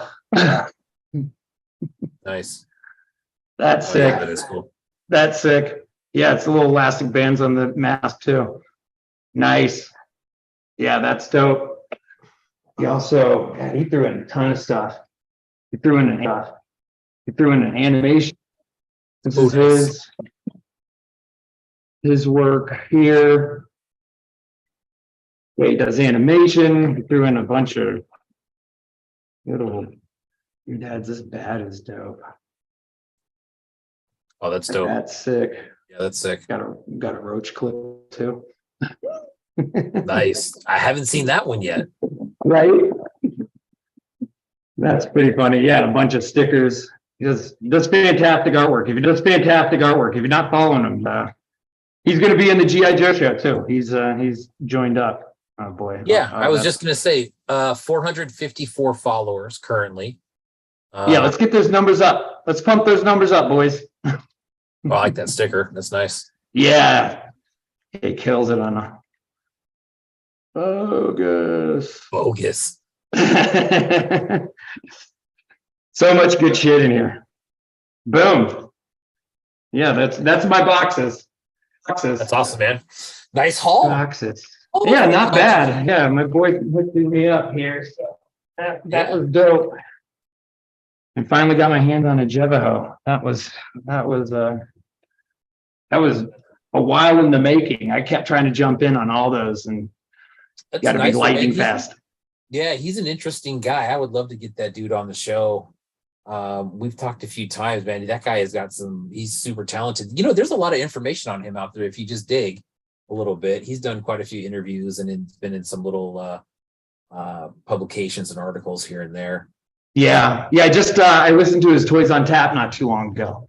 Yeah. Great. Yeah, good dude. Great interview. So what do you got to give away? Who are you coming on here giving something away? What you got? give away. So I got the Warduke but You're giving that away? I'm not giving that. I'm not Okay. giving that one away. Ooh. You're giving away a better one. Yeah. So even though I haven't done a run of these guys yet, I have the mold, and I end up having to use it as an overpour mold. And this is what came out of it. It's pink and yellow UV glow. This guy fucking blaps too. He's Bliss full Receptor on. taking off. Thank you for joining Bliss Receptor. Follow Bliss Receptor. If you're not, you'll regret it. That's a gorgeous piece, man. That honestly, as we talk about it quite often, overpours can sometimes turn out so gorgeous. That is a prime example of something that looks almost organic. That's beautiful. Dude, that is Yeah, I was really happy with the way it turned out. So I was like, fuck it, let's give it away. I don't keep any of this stuff I make, unfortunately. I've kept this. I kept this, my Fakenstein. That's the only thing. That's the only thing. That's another great one, dude. So yeah, this is those blisters that you get, dude. So one thing that I don't think really comes across in a picture of something like this is how thick your blisters are, dude. Like, yeah, these are no joke, man. This is super, super thick stuff. yeah. Those are all those the blister packs from Zolo World. Zolo World. Obviously, they're protective cases for actual carded figures. So happens to be that pretty much everything I've released so far doesn't fit in a normal clamshell, Motu clamshell. So those cases work out great. They are a little pricey, but I think they're absolutely worth it because it's resealable and it's I don't have to mess around with glue or or something like that, you know. It really holds the figure nice, and it displays nice on the wall too. Yeah, this is another one from Zolo World I like. I think Feigned uses these cases too. Good point. Yeah, he runs with these cases too. So yeah, I kind of like these too as well. I like the smaller size and it's a little bit more unique. So I'm going to be starting to release some stuff. Not everything will be in this, but where appropriate. The only thing I've kept, because I always try to make one more for myself, and then inevitably when I'm doing that, somebody hits me up and asks for one. So it's like, well, shit, here you go. I'd rather other people have it than have one for myself. But then anytime I'm trying to show off what I do, I just got to go on my Instagram. That's the only thing I got. I have friends over and they see my workbench. They're like, "What do you got?" I'm like, "Well, here's some arms I made. I don't have anything completed yet. I just sent out 8 figures. I don't have anything left." That's funny. So I got this Warduke Lorien. This is a one of one. This is not how I'm going to be casting them. This was, these are going to be painted figures in just like the Warduke. So half blue, half flesh, blue helmet. So this is, we can give this away tonight. Straight one of one. Straight 101. That's great. So you guys want to be in on the giveaway? State in the comments, please, that you want to be in the giveaway. Okay, there we go.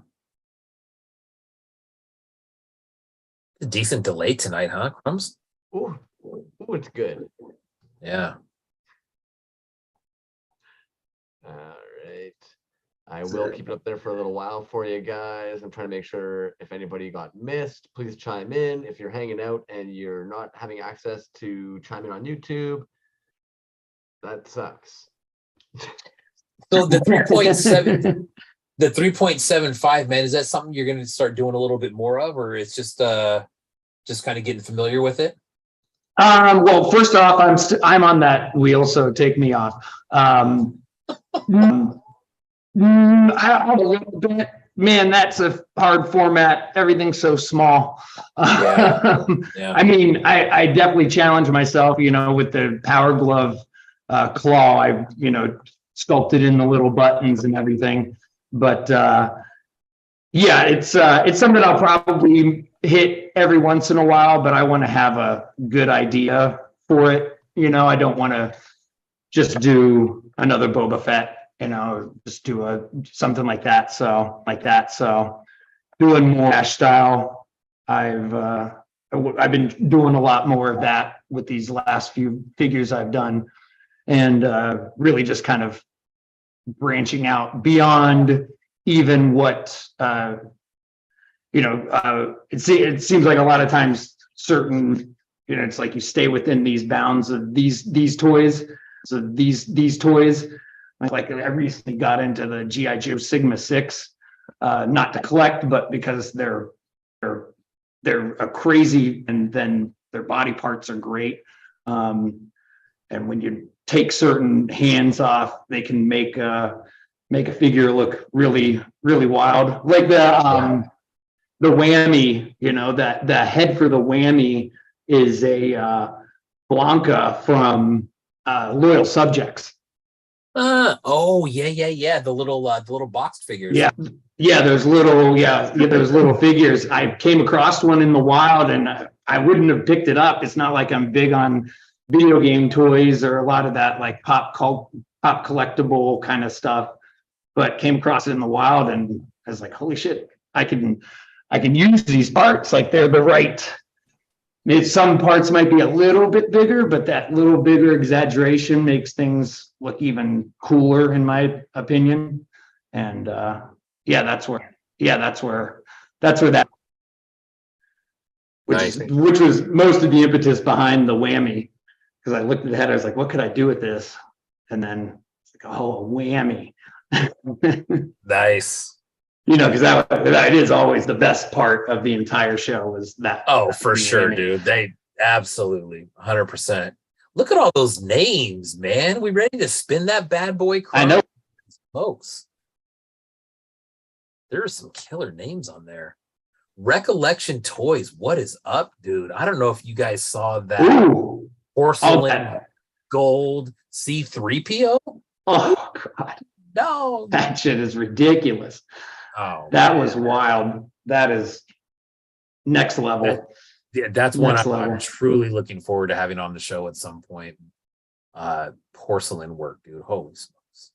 If you don't see your name up there, please say something. We're about ready to spin this bad boy. Let's do it. Big whammy, big whammy. Yeah, right.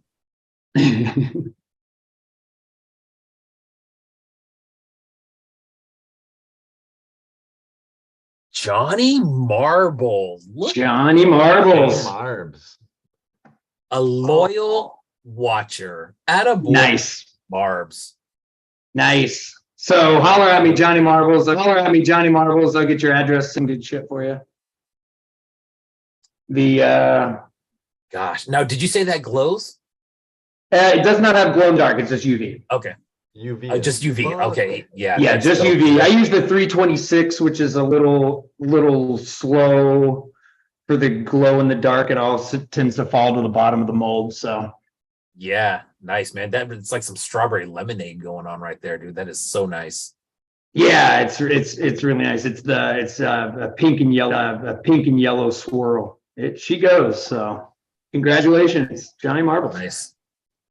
That was super freaking generous of you, man. And with a super cool sculpt and piece that, like, we haven't seen yet, too. So, like, it's a 1 of a piece that you saw here. Like, fuck, dude, that's really cool. I like to try and make stuff special when I can. That's dope, man. I love that piece. I would say all your pieces are pretty special, man. It's insane to me that your first 2 pieces are literally some beefy 5.5s you could easily put beside your Jevaho you got today, and they will sit very nicely beside.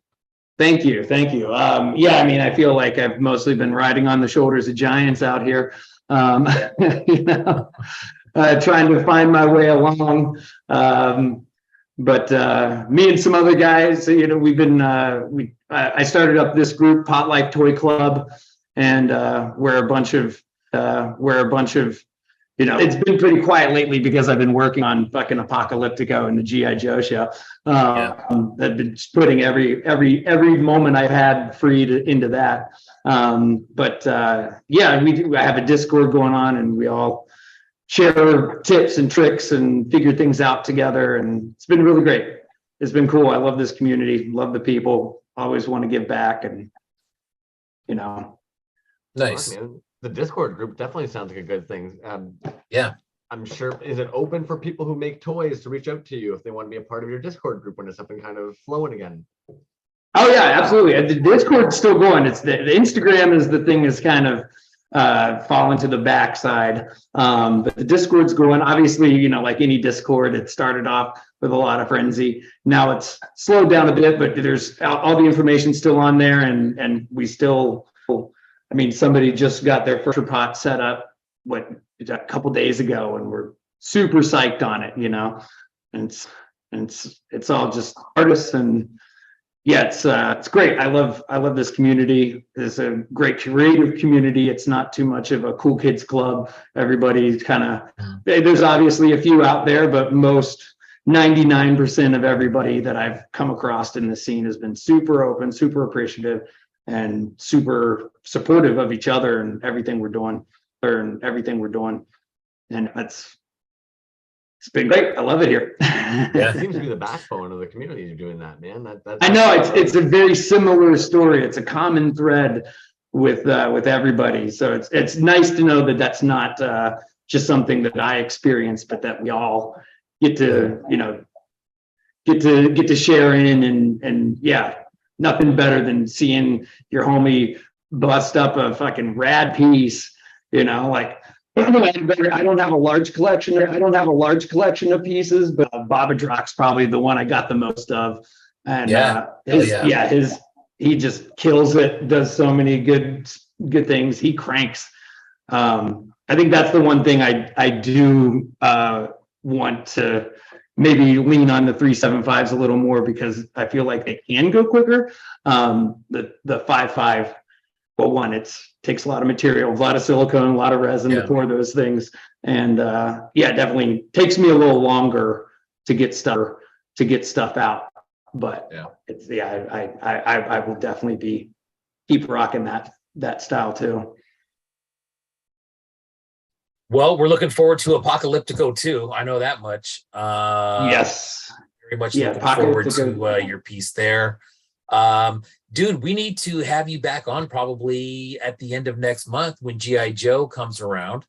We'll spoiler and see if we can push that thing a little bit more as we get closer. Now, tell us one more time when that is. March 23rd. March 23rd. And then it's we're going live at 7 CST, which is 5 Pacific, 8 Eastern. Doing it just like, obviously we've got a lot of tips from Lab Monkey, as he said earlier. He's been definitely coaching us along.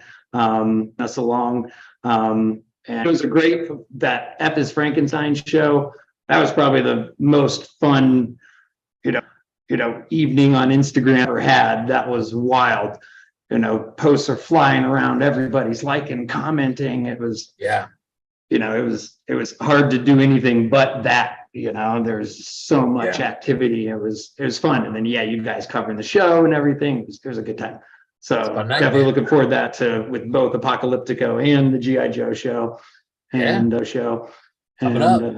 I appreciate all the support you guys have given me. I feel like definitely you picking up the Danzig piece and the Kabukiman, the one that put me onto a whole more, a bigger part of the scene. I didn't have as much of an idea that it was as big as it is. And, but then it's also small at the same time.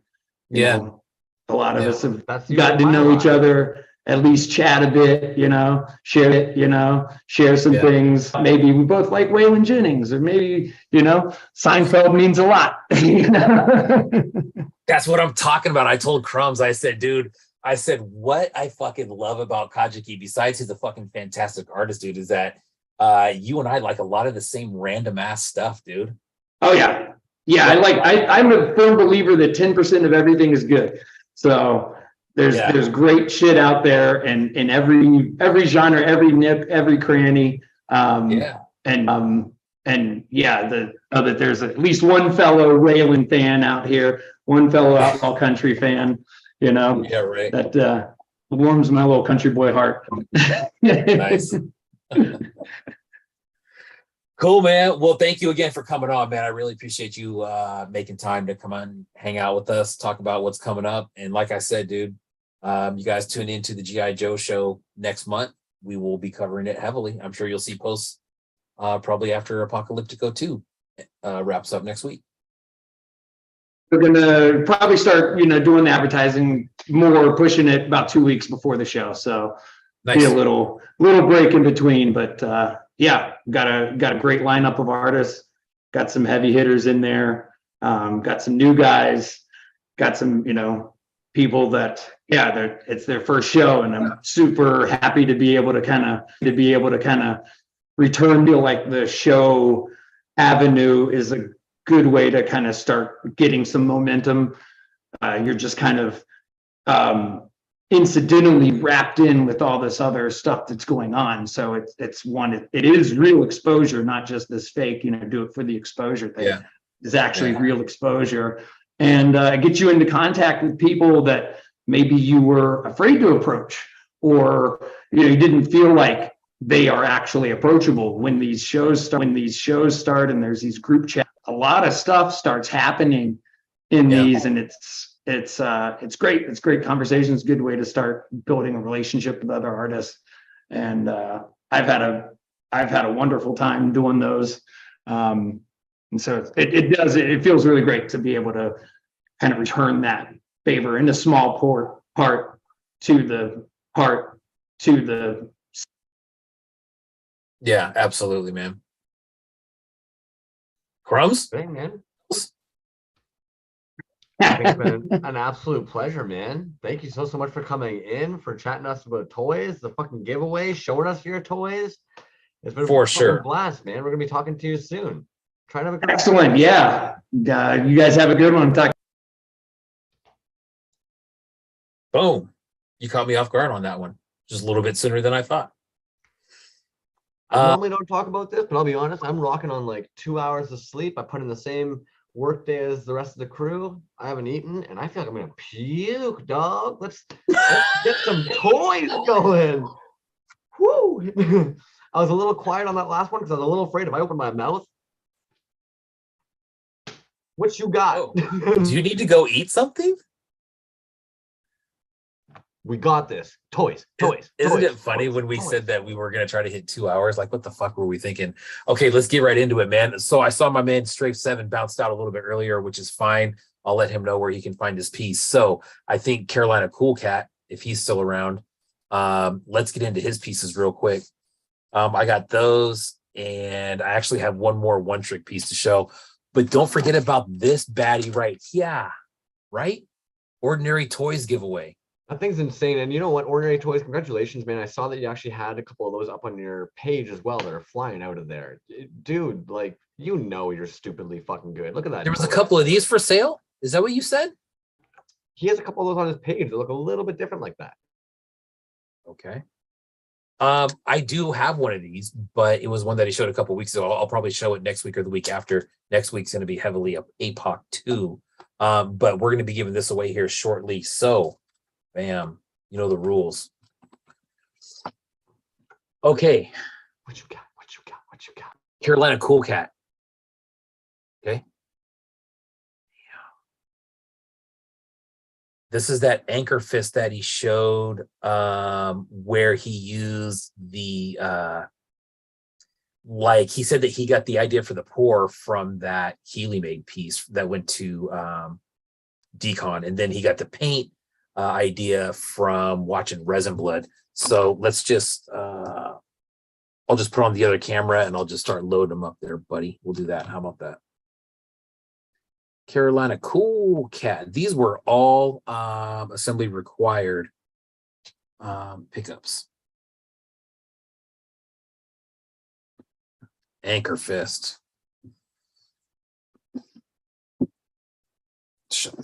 More like anchor blur. No kidding, right? Sorry. There we go. For some reason, when I leave the light on and then I put the piece on it, it doesn't focus right away. So anyways, yeah, anchor fist, man. This is, like I said, from assembly required. But that is a dope one, man. I believe those all sold out. Grant, you'll have to let us know, but anchor fist, dude, one of my faves. That's a baddie right there. Great piece. Bam. Now, the next one, he had a mystery bag, all sealed up, said it's a mystery bag. I'm not telling you what it is. And the only rule was I could not open it in front of him.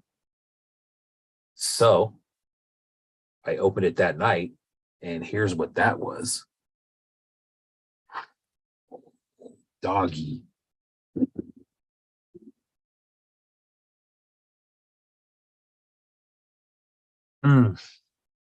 Dude. So Grant, there was something about this one that had like a some old sculpt and new sculpt, and this is the only one that has a combination of the two. Yeah,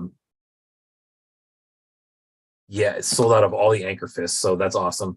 But let us know, man, like what was the deal on the sculpt on that one? There was something where he had used parts from the old one and the new one and combined them. I think it had to do with the boots, possibly, and the gloves, maybe.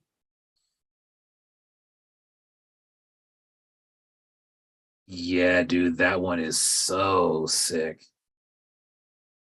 That orange and yellow, man. Only one I've seen like it. That one is super fresh. The next one that I got, and thank you again, Grant, for that one. Said it before, I'll say it again. Grant's got great parents. Bam. This one is the next one. That's the one that we looked at. That was that dual pack of the X-Men theme, the squash right there, and then the yellow and blue anchor fist. I have not taken these out yet, so let's do it right now. All orange parts are version 1. All yellow parts are version 1.5. So that's the difference with that one. Thank you kindly, good sir, for that info. Man, so this one's got like soft goods all over it. This cape, the belt.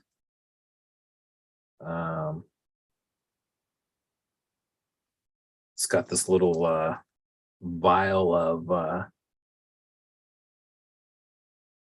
stiff.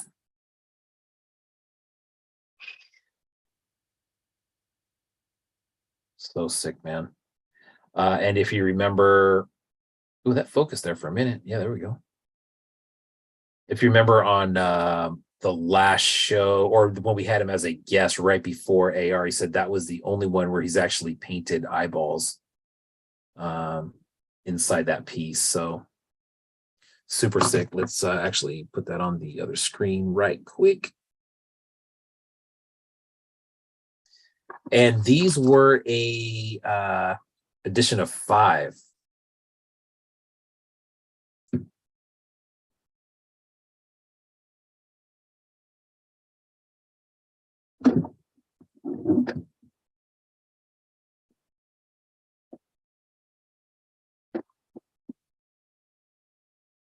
Oh, that dude does not want to focus. What's up with that? Probably because of the white.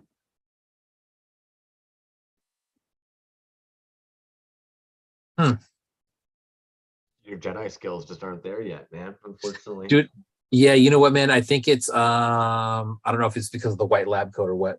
But anyways, let's put the anchor. It's a fucking fantastic drop. I'm pretty sure Carolina Cool Cat has some friggin' phenomenal pictures of it on their page as well. We looked at that one pretty in depth when they were in here right before Assembly Required. Those guys are fucking bangers, man. Truth.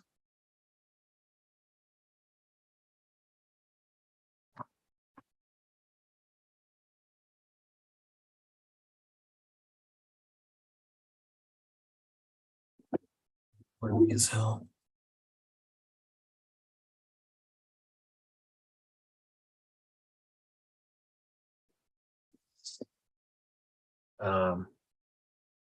That's a little better. I don't know what the deal is going on with the blur, man. It was doing okay there for a minute. But anyways, yeah, that's another one, dude. I mean, it is X-Men, but I still love that blue and yellow combo, even if it wasn't X-Men. Super sick though. Damn, that's better. Ooh, God. With the little red highlights in there. Really good paint too, man. Yeah, the Beast colorway. Yeah, dude, agreed. Sick. Carolina Cool Cat, man, phenomenal table at Assembly Required. Sick, man. Sold a lot of stuff. There was those other squashes. There was another line of squashes, I believe, that those sold out too. But yeah, that's what we got from Carolina Cool Cat. Bam. What a haul. I love how you just held them up like some kind of shrimp fingers. Yeah, right. They look great, dude. I'm gonna end up doing some pictures with all the anchor fists lined up. I'm up to 4 or 5 now. But they're sick, man. It's such a great character. Like that's one you could do in almost any flavor, and they look amazing. Next one we're gonna look at real quick is Strafe 7. Ready for the Strafe 7 piece? This is that new luxury diver that he just released. And do that thing right there. Like whatever I do with this, it doesn't do it justice. And we were talking about it a little bit before the show. Number one, because he sent a priority and it got here today. Thank you very kindly, good sir. The pour is super sick, the purple and the gold. But what I like about this, man, is that chain that's around there. It almost looks like a decorative piece. But then if you've seen some of his posts today, like it's obviously a chain that is not on there permanently. It can come off. And then, he's got some pictures of it just kind of like holding the chain, which is also sick. But the length of it is perfect enough to where it fits around like the collar of the diver piece. So it almost looks like a decorative piece at that point, which I think it looks cool either way, What's really cool too is this will show up better in the pictures that I take, but there's some really gold glitter right in the knuckles. And so when he's standing there, he's got, you got the glitter from the necklace, from the helmet, from the knuckles, then the boots. Sick, man. Super, super sick. I know that he had some of these available earlier. I think he might have had like 2 left. So if you want to get on one of those, hit him up ASAP. Oof.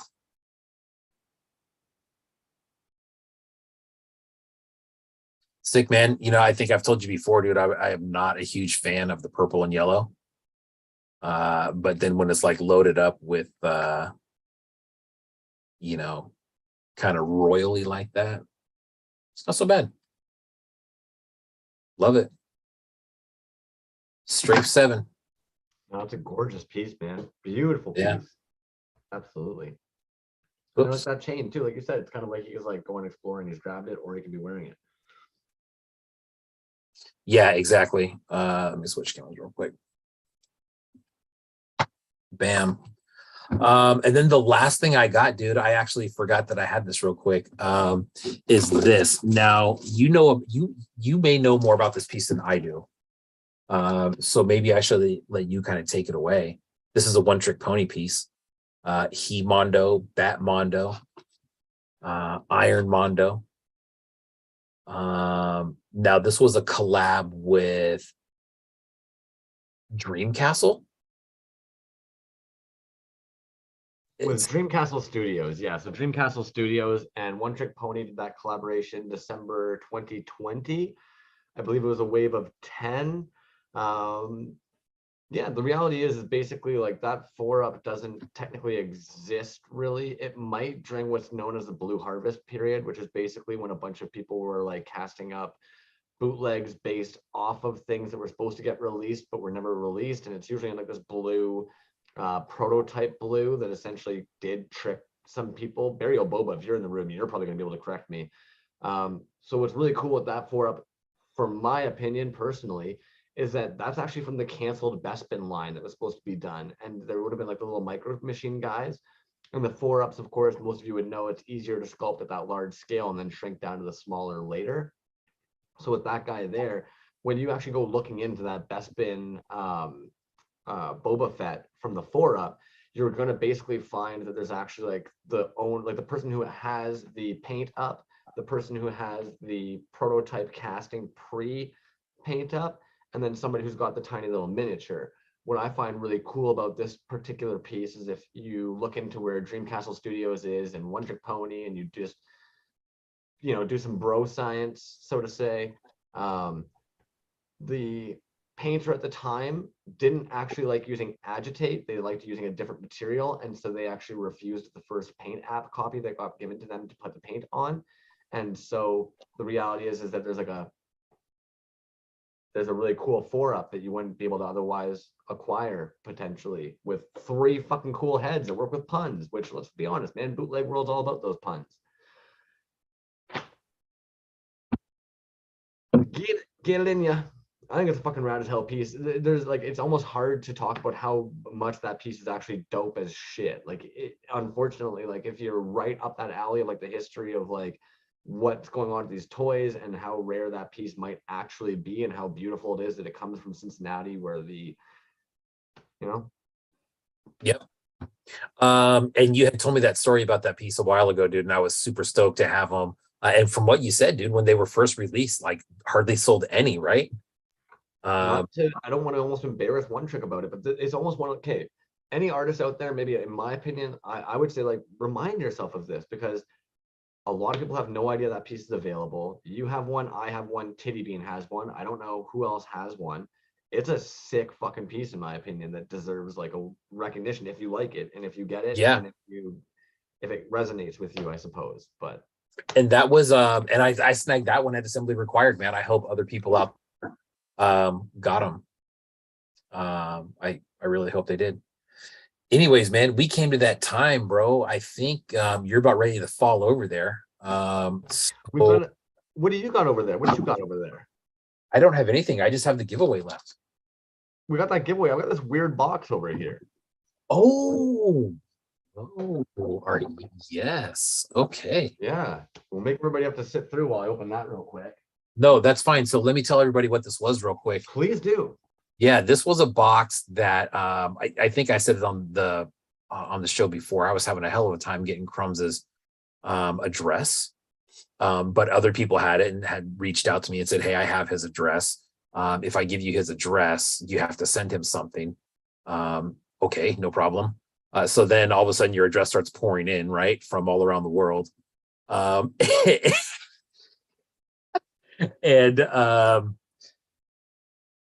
there people started sending stuff. So, and it was stuff that had been sitting on for a while. So I believe in this one, it is I Need Toys, which is God, what was his old name? Skilled One. Jesus Christ. I Need Toys and Someone Snaps. Yes, exactly. He's got some stuff in there. I threw some stuff in there from multiple people. And Kerfloss, I believe, was the other one that was in there. So there you go. Now you can open it up and enjoy. The inner workings of this toy scene are fucking bizarre sometimes. That's yeah. You guys are very, very kind and thoughtful and generous, and I really appreciate all of you. Well, it was a long time in the making, and there's another one being made as we speak. All you got to do is go down to wherever you pick these things up at and pick it up. That's all you got to do. Really simple. What you got in there? Well, I see one on the side here with Kerf, so I'm gonna pop into Kerf because Kerf is actually where this was grabbing from.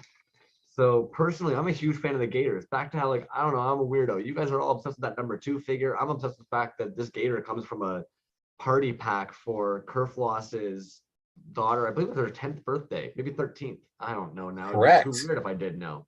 Correct. So this is gonna be a battle Gator. I'm Yeah. gonna give the shout out to Death and Strawberries. I think it might have been his idea to grab a Bejewel and pop in there.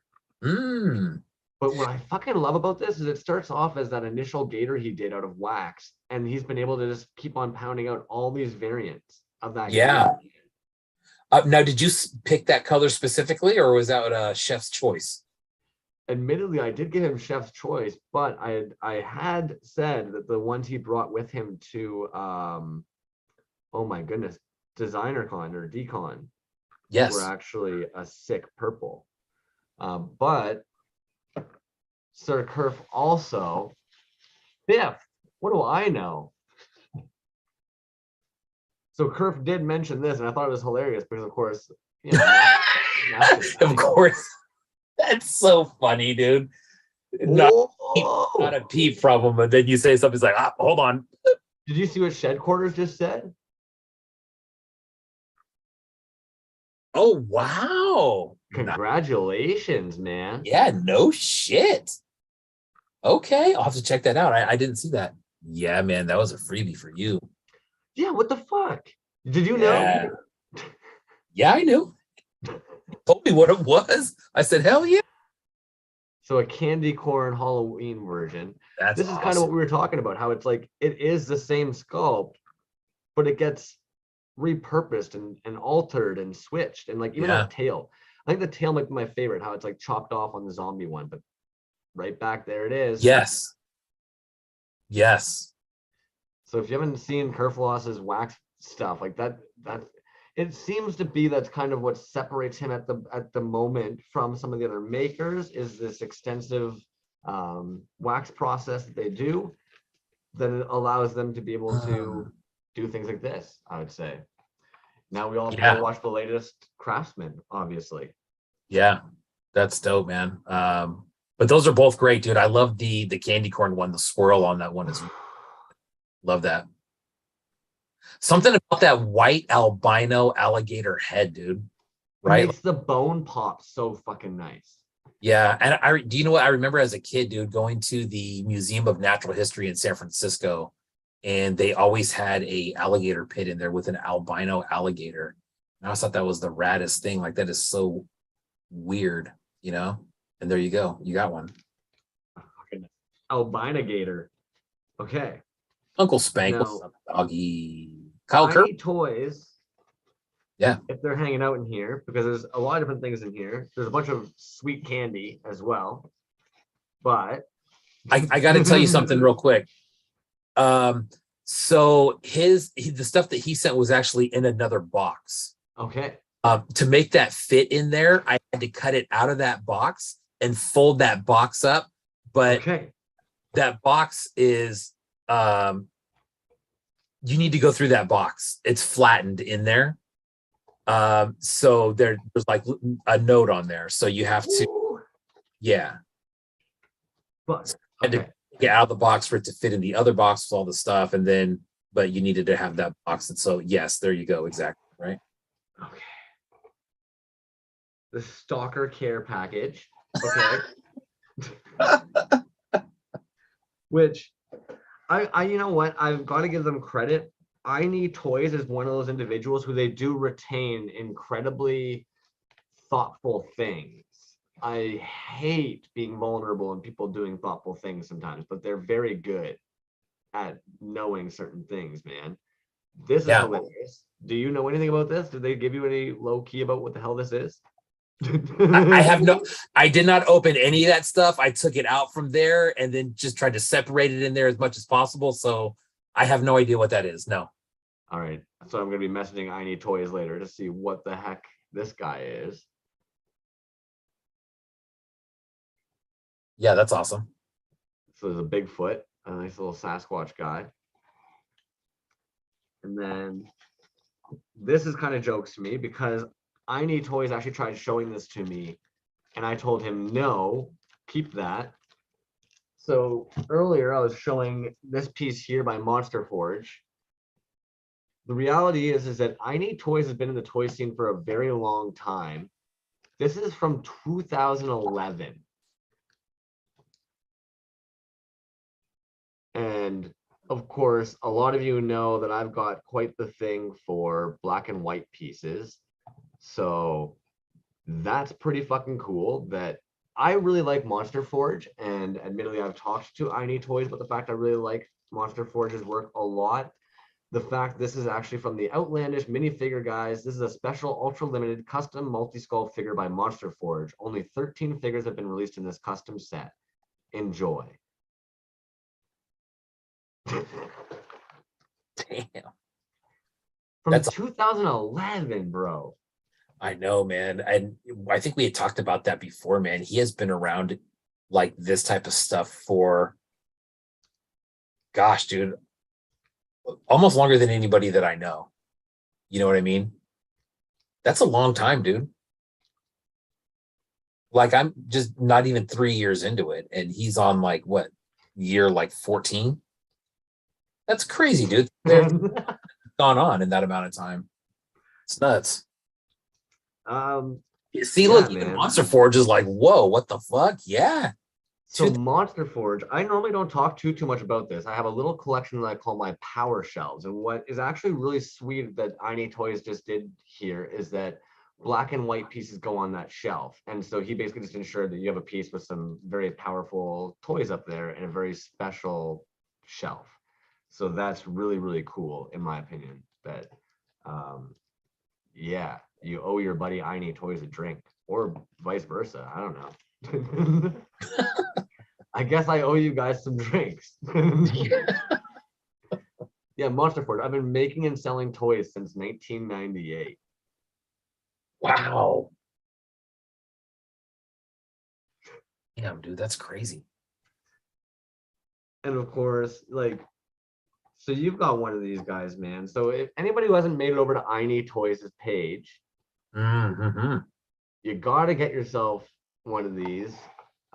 They were super generous. And back to that black and white,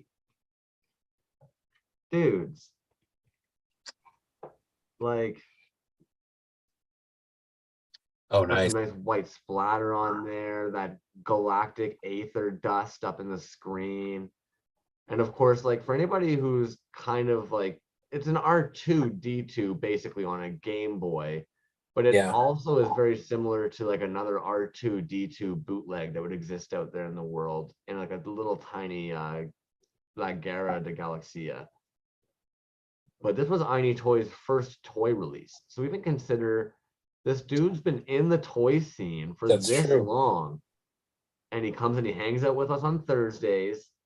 And this is his first toy drop, man. So that's fucking dope as hell, man. I really, really appreciate that. Fuck, dude. That's dope. And you know I'm gonna have to hit it with the UV later and see what the hell is going on. I don't care what says. That's older than I am. There you go, man. This toy scene That's is funny. wild sometimes like that, dude. Yeah, shoot, man. 1998. I was just not into this at all at that time, man. I had just graduated high school and was just probably just a little asshole running around. Honestly. To be honest, I was 8 years old, so I would have been a little asshole too. Yeah, well, Sure, man. Aren't we yeah. still? Aren't we still? Yeah. I mean, for a good, you know, some of the time, yeah. Other times we're all right. we Yeah. do our best. The toy boys keep us in line. Yeah. So this here, Mm. I have no Yeah. clue about. This Goblin says Mob for show. Yeah. J. Oh yeah, there's a couple little things in there. So, okay. The Tim Me robot, Jazz Whiz with the save. There you go. Mm. The little army men, the Tim Me army men. Carolina Cool Cat. Well, you didn't exist because you were actually out on another planet learning all the skills you would require to exist on planet Earth designing toys. Yep.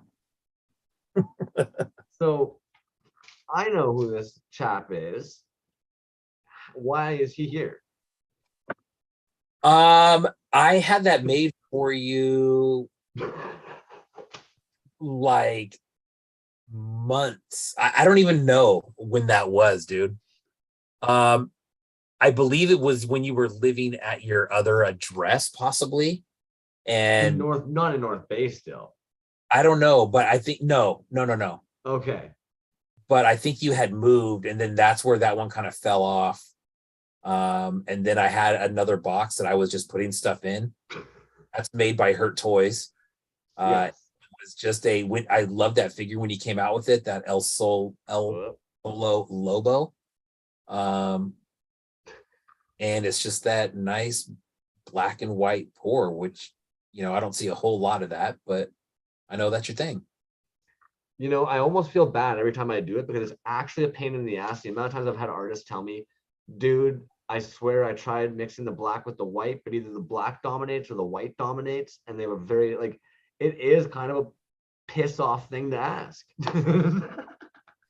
Well, yeah, dude. And you know, I've seen it done before, and you sometimes get a lot of gray in there or something, but I mean, that's very black and very white. That takes a lot of black, and that takes, you know, like that takes a lot of black to get it that black, man.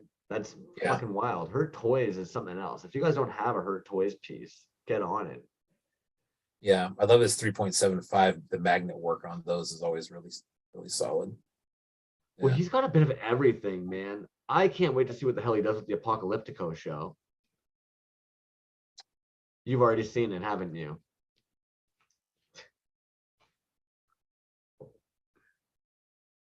I don't know, man.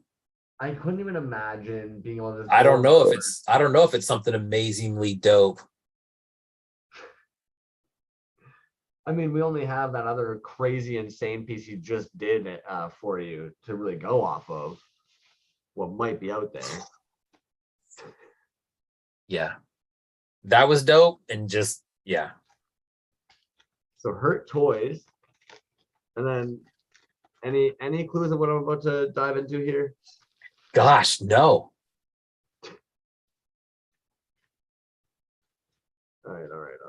All right. Many moons ago. Jesus, They dude. used, what is that? I had apparently used plenty of bubble wrap. So, Oh, from Rick Sands. That's from Designer Con. And Sand Fever. yes, I think you and I were talking about just like how I don't know if All over. about the nostalgic of it, of basically just a toy truck. And I hadn't seen a whole of those at the time, but I swooped up several of those at Designer Con. One of them with you in mind. So there you go. I believe that has a bunch of UV in it too, man. It looks like it's probably going to UV like crazy. Yeah. I think tomorrow I'm going to be sitting in the bathroom with the lights off, taking pictures. Usually the lights Right. are on, but Yeah. now I do recognize one of these guys right off the hop. Wonky Toy Company, Wonky Toy Yeah. Show. I thought that was cool. That was about as close to black and white that I could get, but that thing does glow, I believe. No way. Yeah. It's either glow or UV, I believe. But yeah, Wonky Toys, man. I had a hell of a time finding them at Designer Con. They had a table with Disgusting Justin. Justin. Yeah. So, but yeah, man, couple little Designer Con pieces to you. So you'll have a assembly required box here before you know it, bud. So anyways, enjoy, man. I'm glad that everybody could finally get that stuff to you. You guys are ridiculous. We were talking about shipping the other day, man. And I got a box going out to Titty Bean. And I've had people contact me so far and be like, hey, man, can I send you something to get to them? Absolutely can. And if there's more of that, if there's more packages going internationally, I'll tell you right now, I got one going to Monster Vat. I got one Fake Name. I got one going to Titty Bean. If anybody has pieces from those guys, for those guys that they would like to do, and I have one for Crumbs. All right. So if you have any pieces that you want to get to any of those and don't want to fuck with international shipping, send it my way. I'd be more than happy to send it along. And Kyle Kerwin's actually saying that Rick and Serge actually have a YouTube show in here, Super Design Land. Woohoo, let's see if we can get that link real fast. Yes. And if you've been getting stickers from the show, which some of you have, you'll see that there is Super Design Land stickers in there and a bunch of Rick Sands stickers. I got to talking to him at Designer Con. Rick Sands does a lot of shows, dude. Like Really? his lineup of shows, and he does a lot. But he gave me a ton of stickers to give out too, and always really cool pieces. These were the other ones that were there, dude. The spray tanks. That's a Rick Sands piece, which are really awesome. But yeah, Rick Sands, check him out. That stuff is all very, very affordable too, man. We're talking like, 10 spots all day. Well, Little I had a piece. Yeah. Is that? I'm trying to piece the artist on this one, unfortunately. I don't know. Oh no. It almost Mekaducky almost reminds me of Jesse. Now, this is what happens, guys. This is how I end up creeping everything. It looks almost like the Retro Zone Neon, but is it? Oh, Jesse Sketches. Is it? Or is it a wonky? Well, now we gotta dig it for a second. Could be, yeah. Mountain Gift Shop. But I saw Retro Zone Neon is Jesse Sketches, right? That's why I'm trying to piece this little guy. If anybody in the chat there recognizes this little dude. No, you're thinking of he's got a character named Rolly, right? It almost looks like a gumdrop. Okay. I think that's a wonky little too. bit different. Carolina Cool Cat, man. Thank you. It does look almost like a little Hedora. Oh, my bad, dude. Yeah, that came with the wonky toy piece. Yeah, okay. Yeah, my fault, dude. Yes. I thought that was just a random piece that you picked up, and I'm like, man, that looks semi-familiar, honestly. Designer Con, all right? That was November. Right. Oh, geez, Louise, dude. Plus, it was a whirlwind, let's be honest. I really, man. Yeah. I think the guys in the chat all caught that just so quick, man. Wonky. It's like, yeah, okay, it makes sense. Yeah, and Monster Forge is right, dude. It is. It's a little mini Hedora, I think, is what it is. A candy colored one from Wonky. Yes, Carolina Cool Cat. I did the same. I got a piece from them. Mine is like this purple. This one does glow. That's the one that I Wonky. Nice. But it came with a little like candy corn colored piece like that. So yeah, cool, man. There you go, buddy. Thank you very, very much, man. Thank you, B to the J, I Need Toys, Kerfloss, Wonky. Well deserved. Also, man. That was a box that took a while to get there. Nothing in life is deserved. It's just earned. Yeah. Well, no, that won't happen again. Even worse. Yeah, it should not happen again. It's Wonky Toy Company. So anybody who saw that piece there too, it's Wonky Toy Company. I don't know why I said Wonky Mountain Co. It's Wonky Toy Company. Yeah, because you're thinking of that other mountain. Yeah, I know who you're talking about. Let's get somebody a dope ordinary toys. I do know that now that Kerfloss is in the room. He chimed in. Mekaducky has chimed in. I'm going to be adding some people to the wheel real quick here because I know you guys weren't chiming in earlier, but for that sick ordinary toys piece, let's get you in there. Kajiki, I've made sure to add you in as well. Where are we here? Mekaducky, get on into this wheel. Dude, that ordinary toys piece is insane. I can't get over this artist is basically brand new to this. Well, they say they're brand new to this. Hey, did you see that Recycle Galaxy piece that we gave away last week? I think Colin won that, right? And then they had some of those same pieces in E2K, dude, and they sold out with quickness. Really, eh? They did. Me and O'Keefe were talking about that the other day. Oh, yeah, you're right, actually. I meant to congratulate them. I meant to congratulate Vomiting Droids. Yes. And somebody else just had a nice sellout that caught me where I was like, good for you. Get it. But we're not going to touch news tonight because we've been going long. Mr. Ordinary doesn't want his name up there. Quite honestly, if I made this, I would want to win it. Right? Give it back. You foos want to play. Yeah. I want to win it back. Oh man, what a great piece, dude. I mean, the artwork on the back, yowza. So good. So good. All right, I'm going to share that screen. If you don't see your name on the wheel, please chime in. Otherwise, I'm going to do some slow little crawls up here.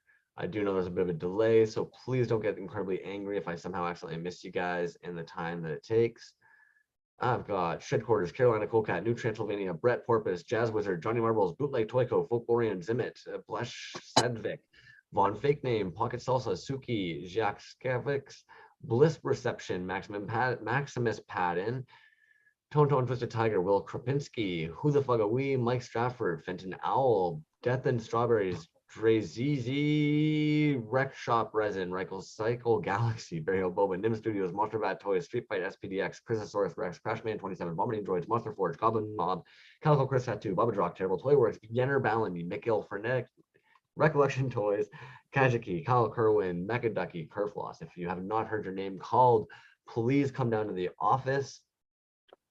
Resin blood. Can you dump resin blood in there? I sure as hell can. Resin Awesome. blood, Thank you, man. sir. Thanks for coming in, homie. Yeah, he hit me up. He just sent me the old text message on the old mobile phone. So I mean, realistically, we should just make sure Resin Blood's name is on there every single week. We know Eddie's watching. resin blood. He's got a nice package coming next week for him.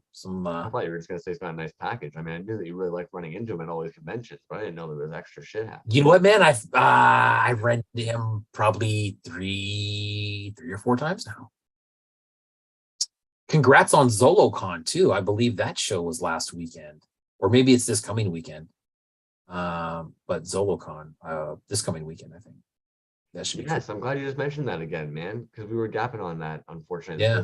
I think he's got a table with Scott, right? Barbarian Rage. It would make sense. Yeah, I heard that's those guys. what a table.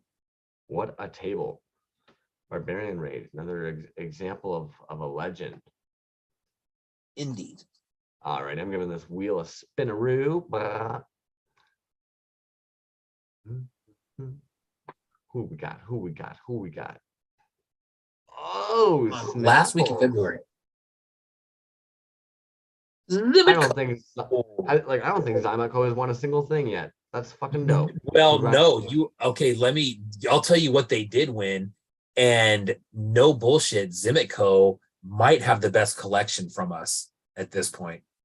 Zimitco got one of those dark rainbow 3.75 badass carded cha-cha-chas.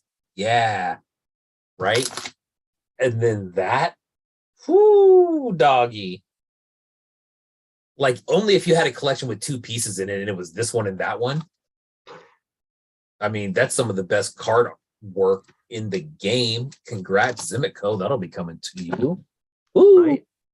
Hey, I'm not going to get a chance to do it, but I can see Michael Frenetics is sitting in there. And I did actually say to Pocket Salsa that I'd give the shout out. So if there's one piece of news that we're giving tonight, I want to make sure that we show this off. This artist, I know every artist is fucking grinding their asses off. I'm not trying to undermine the fact that everybody is just giving their all. But this individual is coming to wrap up some of their very fantastic work. If you haven't had a chance, I know a lot of you guys are. I'm going to save the tabs. If anything, who knows? We'll try and get to it. But let's do a little share screen here, because this is gonna be the last little thing we see this evening before we kiss you guys goodbye. Boom, 25 more to go. More raw Robbie progress. Like I don't know, man. I know everybody's giving their all, but these are super fucking impressive, man. Oh, And I dude, put a lot of work into them. Yeah, those are great, dude. I have not seen those. Hand painted. Yeah. Yes, dude. The red and the, what is that, like a teal right next to it? Oh man, great colors, dude. The little fucking dials, the dots, the Yeah. tightness of this purple here with the yellow bands, the blue bands, like this, you know. Wow, I know 25 more to go. That's a large drop. Yeah. Wow. Right, there you go. Change of plans, attempting to release all of these 10 fully painted dudes next week. Very cool. One thing I wanted to mention right quick. Two things real quick. Zimitco, if you haven't seen that ape with the helmet, that's very cool. There's that ape, yes, right? That ape with like I think it's bagged with a carded header on it. You're on mute. Are we gonna do a quick little like weekend news recap or something? We could, yeah. I mean, All right. we could. The other thing I wanted to just say real quick is Goblin Mob. That series Midnight Shadows was on, then it was off, and then it's on again. So I believe that's out now. Go to Goblin Mob's page. Midnight Shadows is a series that they are releasing on YouTube. Looks very interesting. If you're into the, go check it out. It's hard to explain, but check it out. Have you seen little clips of it? He did clips of it. They're great.